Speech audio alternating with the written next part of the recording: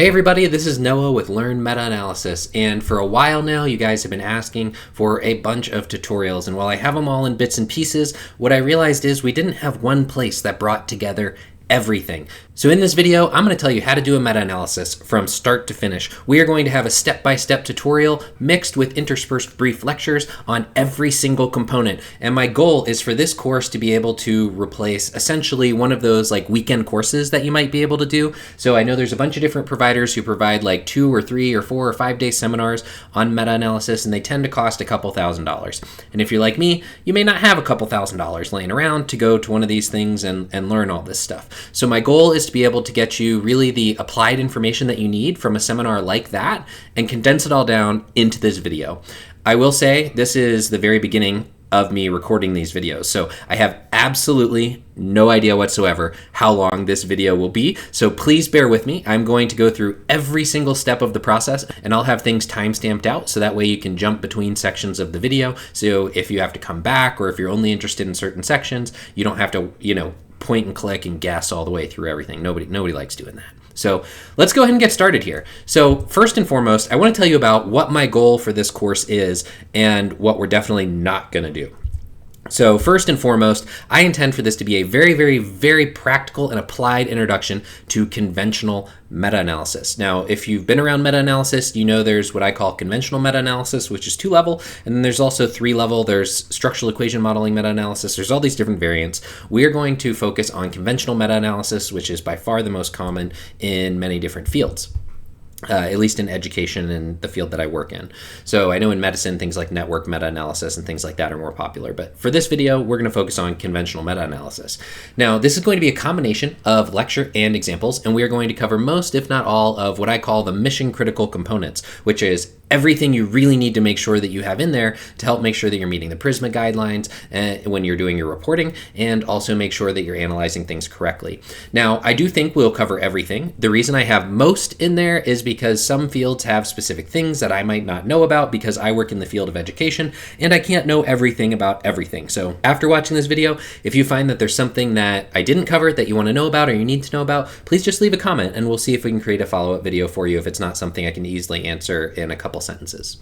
The next thing that you should know is we are going to have a walkthrough with practical examples for literally every step of the meta-analysis. What that means is I'm actually going to be planning a meta-analysis here on this video. I really haven't done any prep. I'm going to wing it, and we're going to come up with one on the spot, and you're going to be able to see, I'm going to talk through my process as I'm thinking about some of these things and as I think about these steps for the first time with this new topic. So keep that in mind. If it seems like I don't know where I'm going at times, it's because I did not plan out this meta-analysis we're going to do. It's going to be related to things I know, but it's generally going to be me doing it for the first time as we're going through here. That said, I've done many meta-analyses, so don't worry about that. I'm experienced with meta-analysis, but I'm going to pick a topic that I have experience with, but I might not have done that exact search before. So we're going to go through every single step. Next, we're going to use standardized mean difference as the effect size. There's a couple different reasons why we're going to do this. First and foremost, there are tons of examples online on how to do correlational meta-analyses, and I honestly don't really prefer to do correlational meta-analyses. I really like standardized mean difference. So part of the reason is because I just like standardized mean difference. Part of the reason is because it's very, very common in education and related fields that I work in. And third, there's already a lot of examples of correlational meta-analysis, yet there's very few with standardized mean difference. So I want to add to the body of work out there with examples of using SMD. So let's move forward. Most importantly, I want to tell you what this course is not. This is definitely 100% not a deep exploration of the statistical theory behind meta-analysis. I will tell you about specific statistics and what they mean and how to interpret them. I'm not going to tell you about how to calculate them mathematically or statistically. We'll go through how to do it in software, but I'm not going to present the formula on the screen and explain all the components, all that kind of stuff. My personal opinion is it's much easier to learn that from a book when you're able to sit down and really spend time at your own pace digesting what each piece of that means. I have reference books available in the lecture slides at the very end. My absolute favorite book for learning the math behind meta-analysis, the statistics behind meta-analysis, is Doing Meta-Analysis with R. It is an open and free book, and I think the authors do an absolutely awesome job explaining statistics in what I call normal people language, where it's not just like numbers and letters and all that stuff. All the numbers and letters are there, but they explain each component very, very clearly, in my opinion. All right, so let's talk about what we are actually going to cover in this workshop. So first and foremost, we are going to approach the question of what on earth is a meta-analysis? So we are going to go over those bare bone basics and talk about what meta-analysis is and what we are trying to do. Then we will work on planning our analysis, and we will talk a bit about the PRISMA standards. We will then run a literature search and set up a database, and we're going to be using Zotero for that. We will then screen some studies, and we're going to use Excel. There's a lot of different options for this I do want to mention. Like, you can use AS Review, you can use Rayan, you can use Covidence. There's so many different options for screening studies out there. I decided to just use Excel in this video because it is simple and easy, and it's also translatable easily to Google Docs, or I'm sorry, not Google Docs, Google Sheets. And so this is kind of the old school way of doing it. I fully acknowledge that. But I ran into some issues as I was filming with some of the other software programs out there. I'm recording this video actually at the very, very end of filming the entire workshop. So you'll hear me talk about, probably hear me throughout the video reference that I ran into some issues with something, or there's a reason why I'm not using one software as opposed to another throughout the rest of the video. Because those of you out there who have a little bit of experience or some experience, you're probably thinking like, oh, I've used AS Review before. It's really easy. You know, once you get it installed, it's good to go. 100% agree. I love AS Review. The reason I don't have it as a demo here, I really broke something with it and I didn't have time to fix it. And so, and others of you out there are probably saying, hey, what about Rayan? Well, Rayan is great, but as an example, I found out that you can't actually export your whole screen studies, at least at the time that I was experimenting with this. I couldn't export all my screen studies and their labels unless I paid for it, and I'm not paying for it because I don't really pay for stuff. So we're going to use the free version, and we are going to use Excel, which is something you could very easily replicate in Google Sheets. All right, then we are going to extract data from our studies. We are going to use the AI-assisted data extraction software that I created, as well as Excel file or a CSV file. We'll also talk about how to do this using Google Sheets, which is just, basically the old school way of extracting data, the way that we've done it for a very, very long time. Next, we'll talk about how to actually analyze the data. We're going to use R for this. I thought about combining another couple different software packages into this one video, but the reality is this video got really, really long, and I just didn't think that was going to be the best use of time. So I'm going to have separate videos on like how to do a meta-analysis in JASP and how to do a meta-analysis and simple meta-analysis. And we'll have those tutorials on the channel soon if they don't exist already. But we're going to go through how to do it in R because R is free. And a lot of people want to know how to use R. So we'll break down all the code and I'll give you an example code on how we can do this and run this analysis, and also how we can interpret this analysis. Last but not least, we will write up those results and get them written. This is going to be focusing on the results section. I'm not going to focus on the method section because it has so much variance depending upon the field that we are in. So one last thing that I do want to mention is we have a list of resources that are provided for you guys on the final slide of this. I'm not going to end up showing it in the video, but if you access the slides in the Google folder that I've linked for you guys in the description, you can see that there's a link to a bunch of books that are free. Everything I'm linking you to is free stuff for the most part. So there's a bunch of free books that are available. There's some YouTube videos. There's all sorts of different things in there. So please check out that list of references on the final slide. So that said, let's start talking about what a meta-analysis is, right? That's ultimately why you're here. You probably want to know about meta-analysis, and you may have some general idea already, so I'm not going to go through this in super long depth, maybe 2-3 minutes. So the first thing that I want you to understand about reviews in general is that there are two branches. There are what I would call non-systematic reviews. These are frequently called narrative or overviews of the field. And then there are the family of systematic reviews. And within that, we have something called a scoping review. We also have systematic reviews, which I know is a little bit confusing. And we also have meta-analysis. And each one of these, like meta-analysis has a bunch of different types of meta-analysis under it. But for now, all you really need to know is this sort of general framework. I think this gets us off to a good start. One more thing I do want to mention, I have included some recommended reading on the bottom of some of these slides. This particular paper, if I remember correctly, is going to link you to a paper by Grant and Booth from somewhere around 2009-ish, if I remember correctly. And they go through a bunch of different types of reviews and tell you the key aspects of each type of review. Okay, so let's talk about meta-analysis specifically. What it is, or what we are doing, we are going to quantitatively synthesize all of the literature in the field within our specific inclusion criteria. And it's commonly aimed at understanding the impact of an intervention or the relationship between two variables. And so this is something that's very important to understand, right? This is the main differentiator between a systematic review and a meta-analysis. First and foremost, the meta-analysis is a specific quantitative technique, okay? It's a specific set of statistics that we are going to use. Second, we are specifically looking at impact or relationships between things. The way I think about this is effect sizes. We're looking at effect sizes here, and effect sizes are typically, oftentimes, telling us about impact or relationships. So as we move forward, I just want to remind you again, there's a lot of different types of meta-analysis. There's Bayesian meta-analysis, three-level meta-analysis, network meta-analysis, structural equation modeling meta-analysis, and a whole bunch of others. We're not going to focus on those in this video because we are starting at the very basics, okay? This, in my mind, is a basic meta-analysis course. So we are going to focus on conventional meta-analysis. You may hear it just called meta-analysis. You may hear it called a two-level meta-analysis. But that is what we are going to focus on. And the main thing that we need to pay attention to as both a limitation and for our own understanding is that we only have one outcome score per participant. And this is going to be very, very, very important when we get to the part about data extraction, but we are nowhere near that point yet. I just wanted to bring it up so that it's familiar to you as we move forward. So let's see what else we need to know.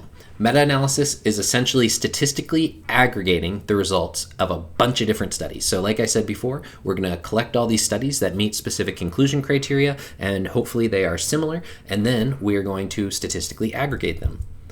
What we're going to get as a result is we are going to get an overall effect size, and we're also going to get a bunch of other statistics, which we'll learn about later. We'll learn about Q, we'll learn about tau squared, we'll learn about a bunch of other really fun stats, but we don't need to talk about them right now. Okay, so there is one huge limitation of meta-analysis. It's also a limitation of any systematic review, which is that you are inherently constrained by your literature search, your inclusion criteria, and your coding. So if you do any of those poorly, or they're not well planned, or they're not well documented, it will negatively impact your entire review. So it's very, very important that we have very strong literature search, inclusion criteria, and coding process, and that they are very transparent and that they are replicable by other people. Okay, so if you are new to meta-analysis, or even if you're not, frankly, you may have heard this old critique. And I say old not in the sense of people don't use it anymore, but old as in it's been around for a long time, which is that it's often critiqued for comparing apples to oranges. Or people will critique meta-analysis and say, well, you're taking things that are too different from one another and then saying that they're the same and have this outcome. Well, here's the thing. That's definitely a possibility, but this is 100% within your control. Okay, this all comes down to your inclusion criteria. If your inclusion criteria are sloppy and really have really broad inclusion, then yeah, you might end up comparing apples to oranges and it might not be that interesting. Meanwhile, if you have really nice, tight, well thought out inclusion criteria, you can make sure that you are comparing things that are very, very, very similar. So it is of the utmost importance that you really, really think through your inclusion criteria, because you don't want to get the critique that you are comparing apples to oranges. That is not something I would ever want a reviewer to say to me in response to one of my papers. So that said, let's go ahead and jump into this idea of planning. So as we start beginning this, there's one thing that I really want to mention. Documentation is the single most important part of your entire meta-analysis. Write down everything. Every decision you make, why you made that decision, write down all of it. And the reason is because, number one, you need to know this information for writing up your methods, right? As you start to write up your methods of your paper, you need to make sure everything is very transparent. But even outside of that, you might make a decision that seems relatively inconsequential at one point. And then a few days later, you might realize, oh, wait a minute, why did I do that? I don't remember why I made that decision. And unless it is written down somewhere, you're going to be wasting a lot of time trying to figure out why you did what you did. So take the 14 milliseconds that it takes to write it down on what I call a scoping document, and I'll show you that in a few minutes here. So make sure you write down all the decisions you make on a scoping document and include why you made those decisions, because even if they're not something that becomes public facing, it gives you a point of reference later when you start to question what you did. The other thing that I do is I tend to write down the date that I made decisions, so that way if I do need to go back on something or change it, I can do that and I know where I should be starting to look at my data from. But Let's move on. The most important thing, or I should say the second most important thing that you need to know about documentation is the PRISMA reporting standards. So the PRISMA reporting standards are by far the most commonly seen reporting standards that I've seen for systematic review and meta-analysis. They are the gold standard right now. And to the point of, in my field, you can't really even submit a systematic review or a meta-analysis to a journal unless you say that it's abided by the PRISMA standards. Like, it is very much in the author guidelines that you need to be following them. So the PRISMA standards consist of both a flowchart and a checklist that are very detailed, and they help encourage the transparency and reproducibility of your systematic review or meta-analysis. So why should you care? The main reason that you should care is that reviewers expect you to use this standard when you're conducting your review, and it's very easy to do. The other piece is that you should want to have a transparent review. You should want to have a reproducible review. You don't want somebody to critique your paper and say, I don't understand how they got there. How did they get this result? Why aren't these studies included? You don't want people asking those questions. You want people to be able to read your methods section, or maybe read some supplemental material you have about the PRISMA statement, and get all of the information that they might need. So that said, let's take 2 seconds and detour over and take a look at the PRISMA standards. So the PRISMA website is right here, prismastatement.org. And this is what it looks like when you pull it open. So they have the PRISMA statement from 2020. That's the most recent one here. This is an actual journal article. I very, very, very, very, very much encourage you to read that. If you're not familiar with the PRISMA statement, please take the time to read the actual statement paper as well as the elaboration paper. So I will say they do have both a checklist and a flow diagram available on the website. We'll take a look at this checklist super fast. It's going to open in a PDF for me here. And you can see that it's got a number of different steps. Now, I'm not going to run through all these steps right now. I'm not sure that's the best use of time. Instead, what I would encourage you to do as somebody interested in meta-analysis and systematic review is pause the video and go take 5 minutes to just read through here and make sure that you are familiar with it. But as you'll see, there's a lot in here that are details that you should just normally include, right? So present the full search strategies for databases, registers, websites, etc. In my mind, that's common sense if you're trying to have a transparent and reproducible review. But if you're not used to thinking in that way of like, what is all the information that people need to be able to reproduce this and so that they really understand, then this is going to be really essential reading for you. And I really, really, really encourage it. I encourage all of my students, especially when they're first getting started doing systematic reviews and meta-analyses, to take a few minutes and just sit down and look at this PRISMA checklist, because it is important. So something I will say is, in my field, we typically do not actually submit this PRISMA checklist with our paper, but I know in some other fields that might be common practice. That said, I do typically go through and actually fill this out for each one of my papers, or at least put a checkbox before I submit it, so that way I know all of these things are actually included in my paper. So that is the checklist. Now let's take a moment and check out the flow diagram, okay? So the flow diagram is really important. They have both a Shiny app to help you build this, as well as a Word document. And when you might want to use each one is going to vary. But let me show you what this looks like quickly. This is a very quick and easy way to see how many studies you started with and when and why certain studies were removed. So this is an absolutely essential piece of reporting your systematic review or meta-analysis. In my field, reviewers will 100% mention if this is missing. This is an important piece of our paper, and we include it literally every single time that we submit one. Okay, so those are the quick things that I wanted to mention about PRISMA. Now, what does all of this mean to me? First and foremost, you need to track every single methodological decision you make. I know I said this before. I know I went on and on about it, but please trust me when I say you should just do it. Take the 4 seconds to write it down, include the date you made the decision, and include why. And I cannot tell you how many times I wished I had done that. Okay? Learn from my mistakes so that you don't end up having to go back and redo a bunch of stuff. Second, report everything from PRISMA in your manuscript. I know this probably seems like common sense, but it's really easy to forget stuff. So take a look at that checklist and make sure that every single component of it is actually included in your manuscript when we get to that write-up part. Next, remember, this is probably, if there's one takeaway message I want you to have from this entire thing, okay, however long this video ends up becoming, if there's one takeaway message I want you to have, it's this. Systematic reviews and meta-analyses should be both replicable and transparent. And if they're not, in my opinion, you're reporting them wrong. Okay, so you need to make sure that it's very, very clear to reviewers what you did, why you did it, and make sure that it's something they can replicate on their own. Everything needs to be explained very, very clearly. I can't even begin to tell you how important that method section is. I truly believe papers get accepted or rejected around meta-analysis based on the methods. The rest of it can all be improved, but if the methods are bad, the paper's going to be rejected. So it's very, very, very important that we have clear, transparent, replicable methods.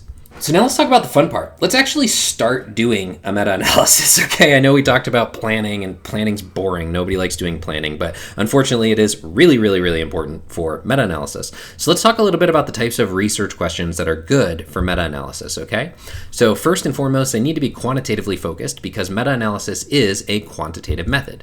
Second, we need to generally focus on impacts or relationships. Again, we're talking about effect sizes, and that's really what we're looking at as our outcome is a bunch of effect sizes. So impacts and relationships are really the focus here. Let's look at some examples, okay? So first and foremost, what is the impact of pedagogical agents on learning? Now, pedagogical agents are virtual characters that are designed to help people learn. So we want to know how well do these virtual characters actually work? And small glimpse of what's ahead, we're probably going to actually use that as the research question here because this is the field that I work in and I can get the data around this, or I can understand how to set up the search effectively much more quickly with something I'm familiar with. So we are almost certainly going to revisit this question. But an example of a good question is what is the impact of pedagogical agents on learning and what moderates the effects of pedagogical agents on learning? Because a big part of meta-analysis is often these moderator analyses or subgroup analyses that come after it. Next, another example would be what is the impact of virtual reality on learners' motivation? Because here we're looking at, does virtual reality actually improve learners' motivation compared to other types of learning experiences? So these are two different examples of the types of questions that meta-analysis can answer. We would also, in this case, want to know what moderates the effects. So that said, this is a good jumping off point. I'm going to end this section of the video here and we're going to jump over to actually doing some planning now. All right, everybody. So now we understand what a meta-analysis is. We understand generally what kind of things we need to keep track of, and we understand what types of questions we have. So I am going to work from here forward on this document that is in the folder that I have shared with you guys in the description of the video called Review Scoping Document Template. And this is something that I developed to help me keep track of a lot of the details that I need to keep track of for PRISMA. And so I'm just going to type directly on here so that way as you guys follow the video, you can see some of the things that I have recorded along the way. So, as I mentioned before, I am going to do this around the impacts of pedagogical agents on learning because it's something I'm familiar with and something I can come up with appropriate keywords for. And that's the most important thing when we're starting our database searches is making sure we have good keywords. So, my project title, I'm just going to call it Impact of Pedagogical Agents on Learning. Okay, so I am going to leave that there. Next, we're going to go down to our research questions. Now, I typically use rather generic research questions in the sense of they're almost the same for all the meta-analyses that I do. You just swap out whatever you're focused in. So my first question is going to be, what is the impact of pedagogical agents on learning? And I'm going to unbold this just because it's annoying me. Same with this. And then I'm going to ask, what moderates the effects of pedagogical agents on learning? And then the next one I'm going to include here, but a lot of times it's implicit, but I'm going to write it down mostly so I don't forget to actually do these analyses later, okay? And that has to do with publication bias. So I'm going to say, this is not going to be a question that's worded well for now, I will say that. This is just going to be a placeholder, and I'm going to refine the wording of it later. So I'll say, what are the potential impacts of publication bias in this sample? And we'll fix my spelling here. Wonderful. Okay, so date of literature search. You need to write this down. I would heavily encourage you to do your entire literature search in one day. That way you can say, on this specific date, we ran the following literature searches. So I'm going to write down today's date. Today is March 19th of 2025. And that is because I am going to search the database today.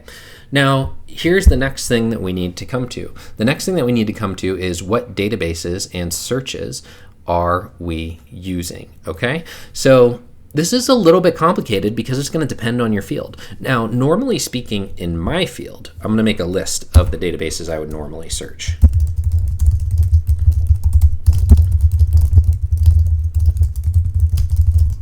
So we often have like academic search, Premier. There's often some variant of that or something similar to that. I always search Eric. I like to search Psych Info. I like to search Web of Science. I like to search Scopus if I have access to it. Not everybody does. This is a good start, okay? And then depending upon your field, you might need to search like ACM Digital Library. You might need to search IEEE Explore. This should be something that hopefully you're relatively familiar with working in academia. But if you're not, we have these really great resources at universities, okay, that a lot of people kind of forget about, which are librarians, right? We have wonderful librarians at our library. I'm sure that you guys do too, and I'm sure they will be able to help connect you with the databases that are going to be most relevant in your field. Now, something that I want to mention here is I personally believe in a very broad literature search. I want to capture everything. So I tend to search many more databases than I see other people search. I will often search like somewhere between 6 and 8 databases to be able to find relevant papers in my field. Yeah, that means I do a lot of title and abstract screening, right? I mean, it might be 2,000, 3,000, 4,000. It's probably going to be a lot of studies, but I know I should have captured everything, and deep down inside, that part makes me happy. So I don't want to ever run into the scenario where a reviewer asks me like, hey, how come this study wasn't included? And then I go back to my records and I find out it wasn't even located by my search. I don't want to be in that situation. Thankfully, I haven't been that I can remember, but I wouldn't want to be. So, all right, so that said, these are some examples. For the purposes of today and this process that I'm going to show you guys here, for the sake of time, I'm only going to search one database, but just know that if you were doing this in real life, I would definitely recommend searching more than one database. Also, I really want to show you guys how I record everything here and how I make decisions about my search string. So the first thing that we need to do is decide our search string itself. So I'm going to end up searching Eric in this example. The reason is because I know I can access Eric for free. So I am going to use that. Next, we need to come up with our search string. So if you are not familiar already, you can use I don't remember exactly what the technical term is. I call them like special terms, like and in all caps, or in all caps, or an asterisk to say any letters can come after that. You can use those types of search tips in a number of different databases and things. So what I like to do is start off with my various keywords. So I know from experience in the field that they're often called pedagogical agents. And instead of putting an S on the end, I like to just put an asterisk so anything can come after it. And then I like to do or.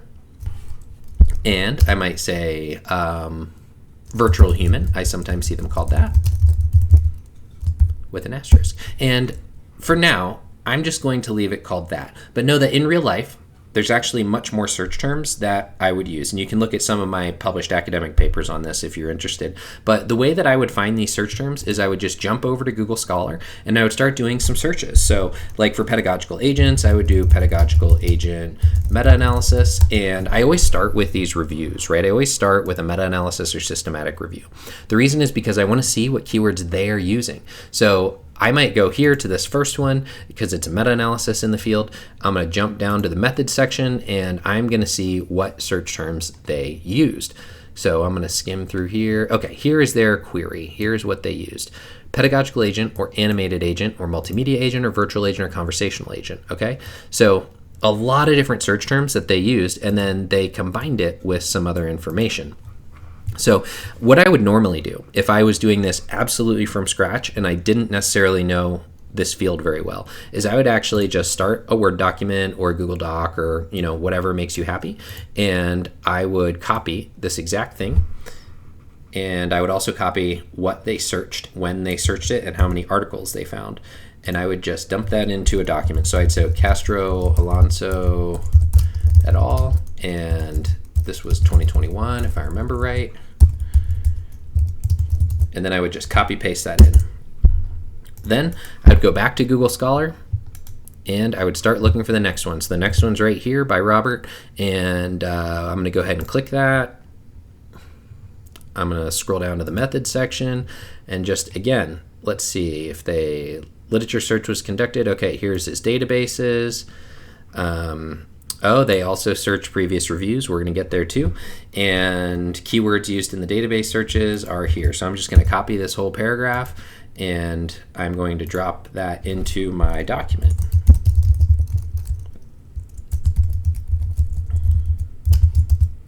Okay, so here's the thing. The question you're probably wondering is, where should you stop? Right? Like, where should you stop with doing this? This is really the foundation of your paper. This is the single most important thing that you will do in your entire paper, is pick out your search terms. If your search terms are bad, or you don't include something that's really important to include, reviewers are going to notice. They're going to say, hey, why didn't you use this term? And then at that point, you have to rerun your search, do your screening again, potentially reanalyze data.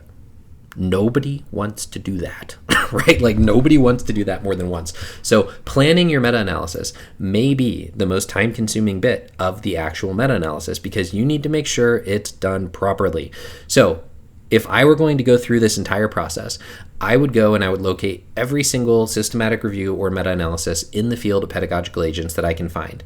I happen to know there's like 17 or 18 of them. Actually, I think, there's 17 or 18 that are published right now, and then there's another 2 or 3 or 4 that are under review. So that I know of anyway, that are my papers. So that's how many things I would have written down here. I would have this same information written down from all of the papers, systematic reviews, and meta-analyses that I could find. Then I would go through here and I would do my best to identify the most important words from the key search terms. So from my experience in the field, I know that pedagogical agent is a really important one. Animated agent, maybe not as much, but it is important. Multimedia agent, same sort of thing. I don't know if I would necessarily include that or not in my own search, but it was very important for theirs. Virtual agent, conversational agent. Now we're talking. Conversational agent is a big area of research, okay? So like, I know from experience that is probably one that I would end up using. So then I look at the next one, and we see theirs was about gesturing specifically, and I don't care about the gestures part right now. I really care about pedagogical agent and virtual human. So here's embodied pedagogical agent, but I think that should be captured by our search term pedagogical agent. So those are the types of things that I would do. I literally take a document like this, and I go through and I start highlighting things that the different studies had in common, and I make sure that I include them, and then I go through and I pick the ones that I think are most likely to not be covered by my existing search terms, but are going to be important to help identify new studies. And that's how I pick my keyword and search string. So this is also very, very helpful for identifying key databases that you may need to actually look at. For example, Web of Science, awesome one, I had that listed. ProQuest ERIC. Now this is a little bit confusing to me because I see ERIC here, which is one that I was going to search, but ProQuest I am not necessarily familiar with. I think this might be like the search engine that was used to search ERIC, but I don't necessarily know. So this is something that if I don't have the ability to like check it with my library system, then I would probably talk to one of the librarians at the university and be like, hey, what does this mean to you? Does this mean that they were searching ERIC, or does this mean, and they were using ProQuest to do it, or is there a different variant that I'm just not familiar with? And they'll be able to help you out. Next, you can see they also search psych articles, which is kind of cool. I didn't have that listed, but that's one I would probably include as well. And let's see, moving down to the next one. So we can see that in the Davis article, they searched Science Direct, Web of Science, ERIC, ProQuest, Google Scholar, Psych articles, IEEE Explorer, etc. I'm not going to read this whole list. But if I were actually doing this in real life, I would probably pick 6 to 8 of the bigger databases in my field, because with the area of pedagogical agents, some things appear in education research, some things appear in psychology research, and other things appear in like the more computer science or engineering type literature, who are more focused on actually developing these tools rather than the educational impacts. But they'll also measure education a lot of times, like educational outcomes. So in my field, I have to search very broadly. It may not be that way in your field. I've met people who work in specific areas where like there's really only 2 databases that contain all of the papers for their field. So I will mention that. The other thing that I'll mention is I do not like searching Google Scholar as a formal search, and the reason is because it is generally not replicable, at least in my experience at the time of writing, or at the time of recording, I should say. Time of writing. I always write that a lot. At the time of writing, we found this. So at the time of recording, we can't really search Google Scholar in a replicable way, in a way that we can actually get all of the results easily out of it like we can from these other databases.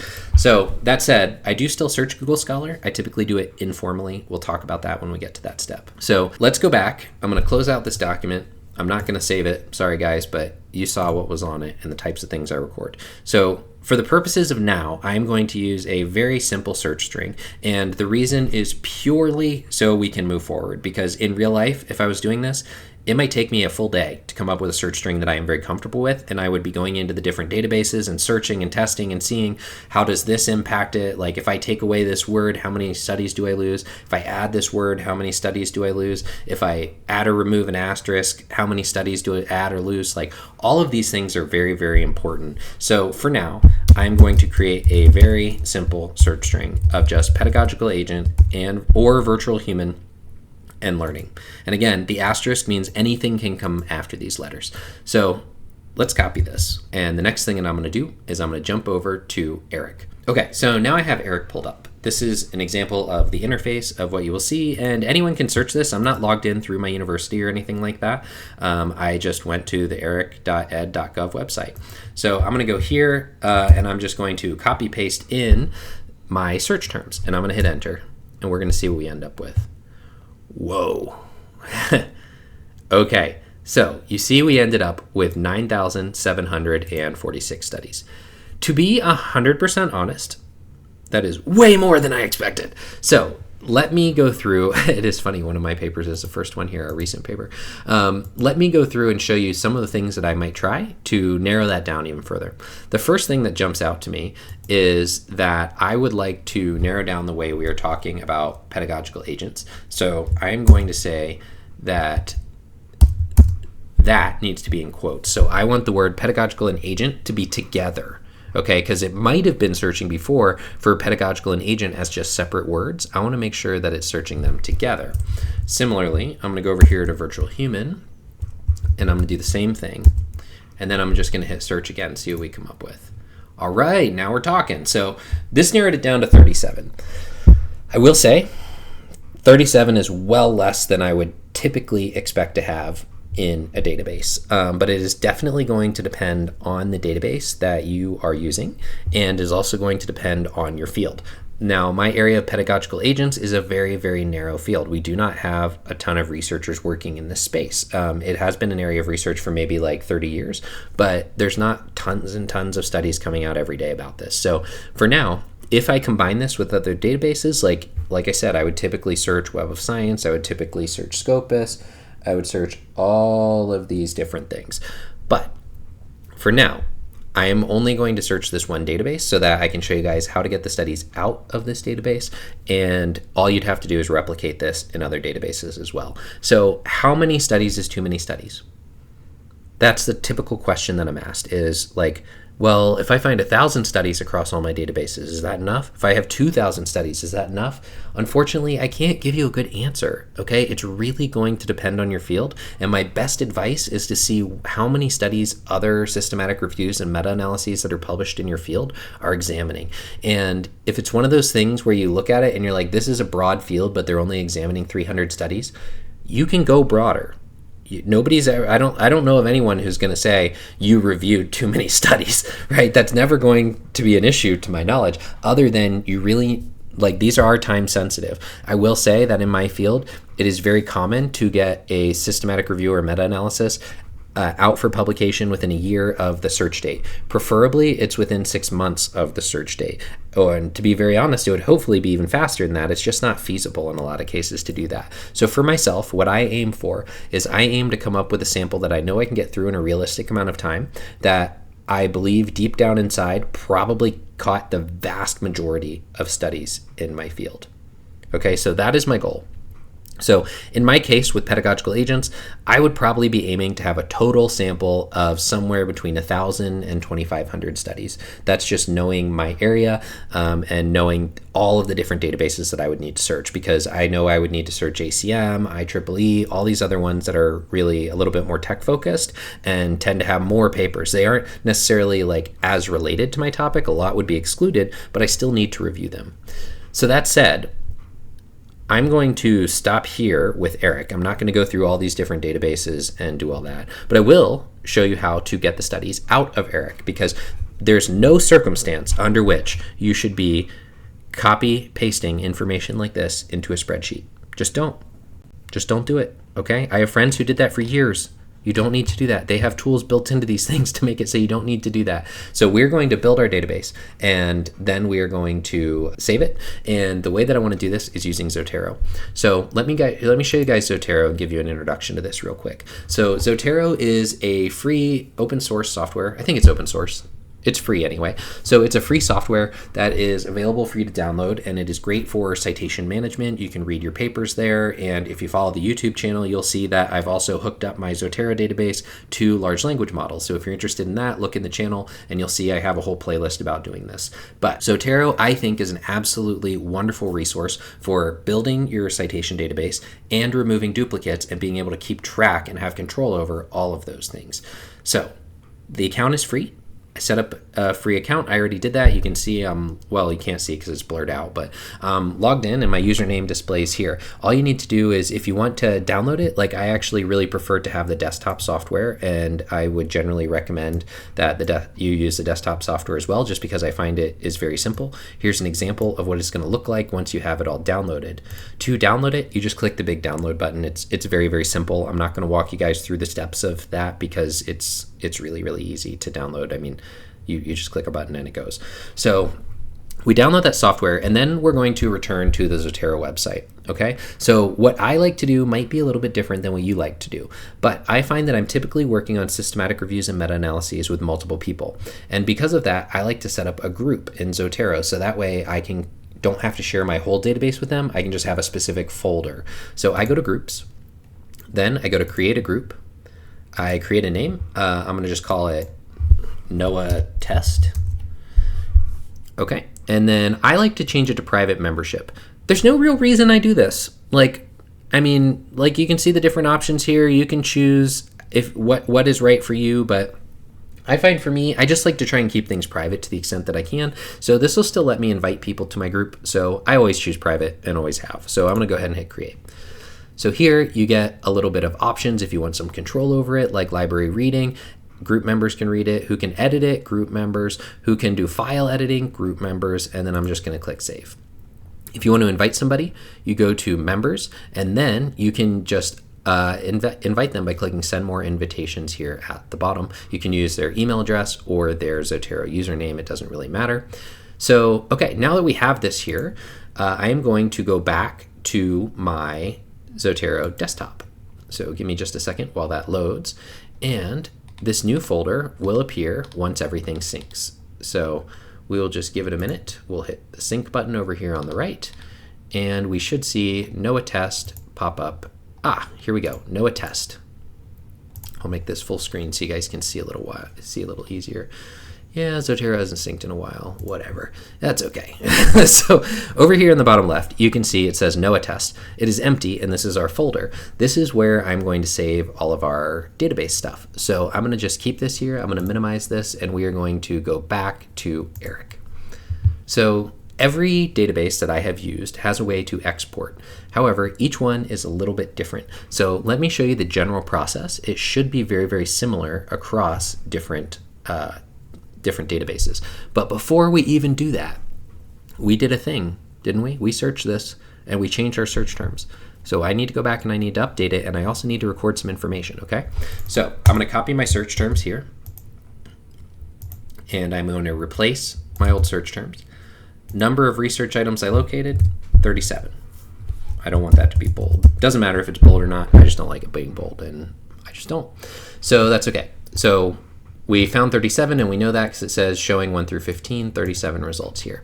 So now my scoping document is up to date. And keep in mind, we would typically search our other databases, and we would I try and use identical search strings across the databases to the extent that I can. So this is how I would record every single one. So we're there. Let's go back to Eric now. I'm going to click on this export button. We want to start from result 1, and how many do we want to include? I'm going to include 50, which is going to get all the way through my 37. So it says create a file to use with citation management software in a PubMed style. I think that should work with Zotero. Haven't tried it before, but we're about to. So I'm going to go ahead and hit create. And it's done, right? It's already done. So I'm going to go ahead and open Zotero back up. I'm going to make it a little bit smaller. Okay, so from here, we saw that it downloaded, and now I'm going to go back to Zotero. I should say that I typically create a folder structure on my desktop for every single review, and I like to keep these raw database searches. So what I will do is, actually, I'm going to do that right now. Give me just a second. I'm on my other screen, which is why you can't see me right now, but that's okay. I am just calling this folder Noah Test, the same as my Zotero, and I am going to move. Give me just a second. I'm sorry. Okay, there we go. Okay, so we have Noah Test here. This is my new folder I just created. I am going to create a new folder within this, and I'm going to call it Raw Database Search. You don't have to call it this. This is just what it makes sense in Noah's brain. And I am going to click and drag that nbib file over here. And see, it says Eric on 3/19/2025. So now I have that there, and I'm happy. So what I would do is I bring my Zotero to one side of the screen. Okay, so now that it's in my folder, what I need to do is actually import it. So I'm going to go to File. I'm going to go to Import. And then it's going to pop up with something like this, where it says, do you want a file or a Mendeley Reference Manager online import? I want a file. And from there, it's going to open up your Explorer so that you can view everything. So I'm just going to navigate to my folder. I just realized it's not on the screen. Sorry about that. I just navigate to my folder, and I go to find that file. I click Open. Do we want to place imported collections and items into a new collection? I do not. You can if you want to. I typically don't want to. And then I do want to copy the files into my Zotero storage location. I like to do that. I prefer to do that rather than link. So I'm going to click Next. Wonderful. You can see it brought in all 37. So here you go, guys. That was pretty easy, right? So from here, you can see all of our reference information is here, all of our study information is here. And what I would do next is I would then go and search the rest of my databases that I want to search. And like I said, I typically search somewhere between 6 or 8 of them. And so I would just go ahead and search those other databases, and I would import them in the same way. And what we're going to end up with is we're going to end up with some duplicates. We might end up with a lot of duplicates. So let me show you how to remove those. Over here in the bottom left, we have this little duplicate items button. And you can see right now, I actually don't have any. But what I'm going to do, just for the sake of showing you an example, is I am going to go here and I'm going to import my exact same thing again. Don't do this, okay? Like, don't do this on your computer. It'll really be annoying for you if you do. I'm literally only doing it to prove a point right now. And actually, I don't even want to do it because it's going to be super annoying to undo. So what I'm going to do instead is I'm going to go back here and I'm just going to have it do 10 and create a file with 10 duplicates. And give me just a second. Okay, so now that it downloaded that file with 10 duplicates, I'm just going to throw that into this folder, the same folder as before. This one is called 28 at the end, so that's how I'm going to remember it. I'm going to go back to my Zotero.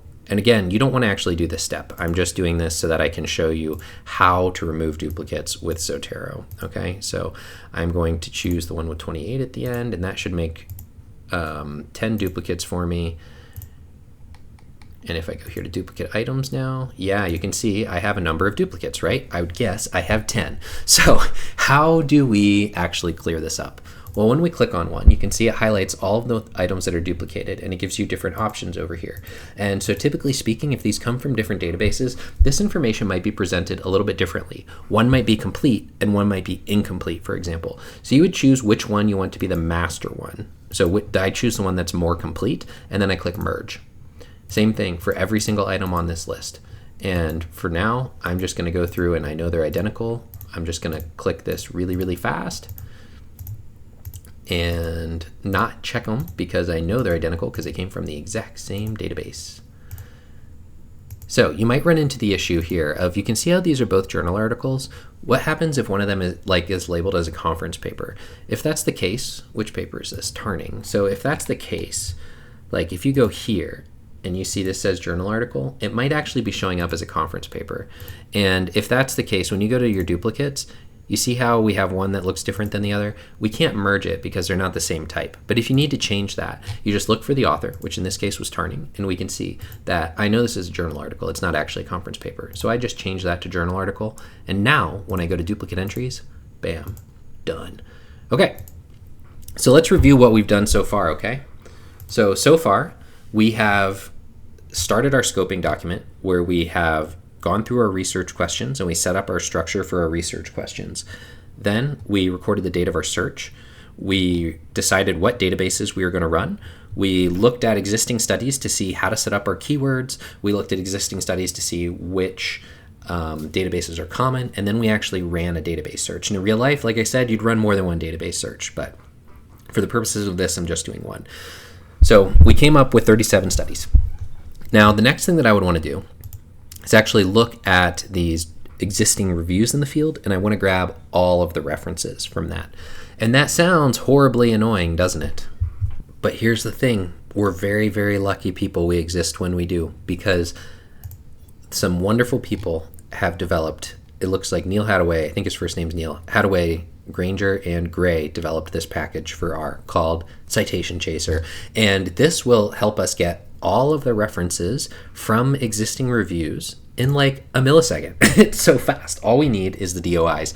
So what I would do is, when I was going through that stage earlier, where I was finding all the existing reviews in the field, I would just save all these reviews. And I like to have a separate folder in my working folders, like this folder that I showed you before, NOAA test. I would oftentimes have a new folder here.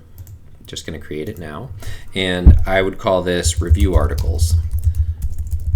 And every single review I could find in the field, I would save the full text here. There's two reasons for this. One, to help me with this stage that I'm about to do. And two, so that when I go to actually write, I don't have to go find these things, right? I already have them saved on my computer, and I've already read them, and I've already skimmed them. I don't need to go all the way back to zero when I get to writing. So I like to save all of those there along the way.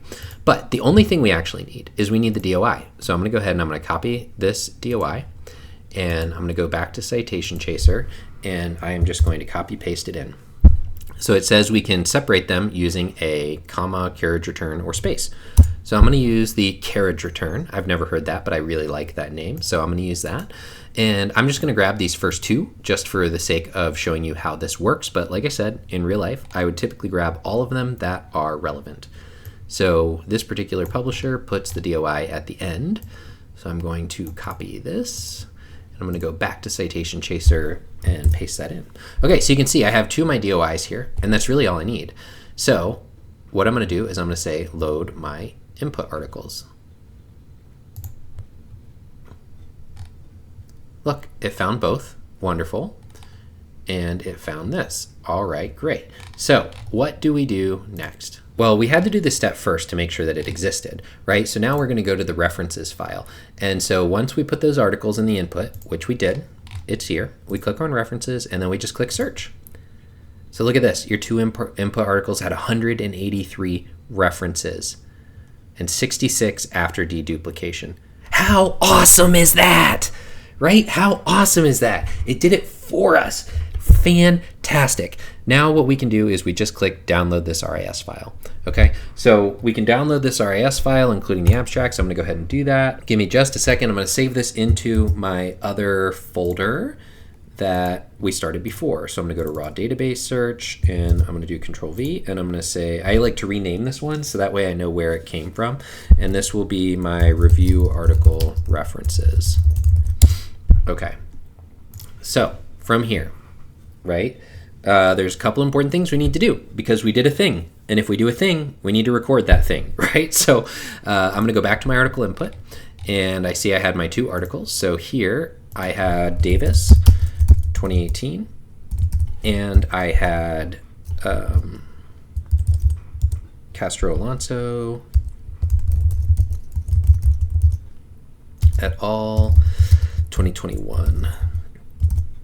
Okay, so in full disclosure, what I would typically do, okay, like my normal practice, is I would actually have each one of these on its own line, and I would have the number of references from each one. So I know that when I did this, I showed you guys putting 2 in at the same time. You can definitely do that. I mean, I just showed you that it works if we just do that. I don't normally do that. I normally only do 1 at a time, and then that way I have the complete number of references from each article. I've never tried submitting an article listing it as I'm going to here, where I would say there were 183 total from that.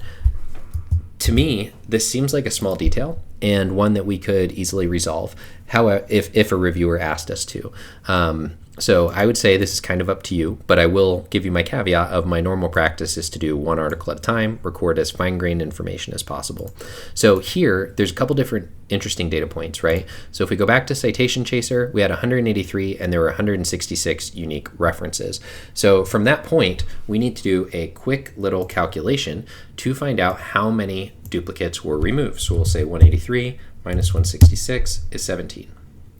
Okay, and that is important because on here, we know we have already removed 17 duplicates, right? We have this duplicate removed space, and we need to record that here so that our numbers match up. Okay, so at this point, what have we done? We've created our search string, we search databases, we use Citation Chaser to backward search and get the references of relevant review articles, and we are pretty much ready to start title and abstract screening. So at this point, I'm going to cut off this clip. So if my voice sounds different in the next clip, it's because I'm recording it at least at a different time. Might not be a different day, but at least at a different time. And we will kind of go from there. So thank you guys. I will see you here in a few minutes when we talk about screening of studies. All right, everybody, so let's talk about screening studies. This is the next phase of our meta-analysis. So to this point, kind of rehash, we have set up our study, set up our research questions, we have search databases, we've removed duplicates from our database, and we're basically at the point where we're like, what do we do now? We have hundreds or thousands of studies that are titles and abstracts and citation data that we need to go to. What do we do? Well, we go to screening of studies. That is our next step. So let's take a look at what this entails. So I generally break this into 2 phases, okay? The first one is title and abstract screening. The second one is the full text screening. So the most important thing I can tell you about this entire process, record everything. Record all of their decisions that you make along the way. It is incredibly important to have records of these things. One of the questions that people ask, and I don't remember if this is on my slides or not, so I'm going to mention it now, is how many people do you need for title and abstract screening, and how many people do you need for full text screening? This is really dependent on your field, okay? In my field, it's generally pretty common to only have 1 person for title and abstract screening and for full text screening. However, in other fields, I know it is common to have at least 2 people and calculate inter-rater reliability at both of these stages. So depending upon the norms in your field is going to depend on how many people that you should have. So I will say though, we did try doing a study where we had like 4 or 5 people doing the screening of abstracts because we had so many abstracts. And that was really challenging for us, even with really like thinking through our training. Even with thinking through our training and trying to come up with clear definitions, 4 or 5 people, we just really struggled to reach inter-rater reliability in that study. And I don't know if that is because of the nature of what we were dealing with at the time. It was something that was kind of vague and challenging to define, or if it was because we all had a little bit different knowledge base in the area. We really struggled with 4 or 5 people doing title and abstract screening. So for that reason, I tend to max at 2 people now. I found it much easier to consistently train 2 people to have consistent scores than when we get more and more and more people involved. So that's my only advice really about that. So things that we need to make sure we're recording, we need to know how many studies are excluded in phase 1, and then when we get to phase 2, we also need to include why each was excluded. And so there's some tools we can use to help us keep track of this. We will talk about those in a little bit. So in order to do this screening, we need to set up our inclusion and exclusion criteria, and these are incredibly important, okay? These are the absolute foundation. I know I've said this like 19 times, that this is the foundation. No, this is the foundation. The reality is all of these things are absolutely critically important to be able to have a good meta-analysis. Now, the great thing and the scary thing about inclusion and exclusion criteria is they address this apples and oranges problem of comparing apples to oranges. You need to set up your inclusion criteria in a way where your studies are going to be consistent if that is your goal. So generally speaking, these are going to define the scope of your review, and it's absolutely essential that they are very clearly defined, well written, and well planned. So I've often been asked the question, like, should you constrain your studies by certain types? And what I mean by that is like only journal articles or only those published in your native language. I see these as two different things, like two very different, fundamentally different questions. First and foremost, should you constrain to only journal articles? My personal belief is no in my field. And the reason is that we have a lot of great work that is published in conferences and in dissertations in my field. I do not see, personally, from the reviews I've done, I have not seen notable differences in quality or anything like that between journal articles and conference papers in my field. Typically speaking, we see the same or similar types of methodological problems across both, and we see similar types of methodological strengths across both. So I personally really dislike the argument that we're choosing only journal articles because of quality. In my field, I don't like that argument. In your field, it might be a more appropriate argument. This is one of those things where you need to understand your field well and really know the ins and outs of it to be able to make a decision like this. So I will say, though, that I generally prefer to have a broader sample in that regard, where I include dissertations, I include conference papers, because we can always do a moderator analysis later and see if the type of paper or the type of publication actually significantly influenced the outcome. Now, next is something that I'm going to record this, and then probably 6 months from now, we're going to have some new technology that changes things. But should you only review articles in your native language? I will say that in my field, I am only comfortable reviewing articles in my own native language. I know there are a lot of translation tools available online, but I have found that, especially when I get to extracting data, there's a lot of nuance in the language that is used. Even in, my first language is English, and even within the English language, there's a lot of different ways of describing different things, and there's different nuance involved in it. And I do not trust that I could, number one, interpret those in something that is my non-native language that I am not fluent in. And number two, I don't know if translation tools are able to pick up on those things. If you guys have thoughts about this, please feel free to include it in the comments.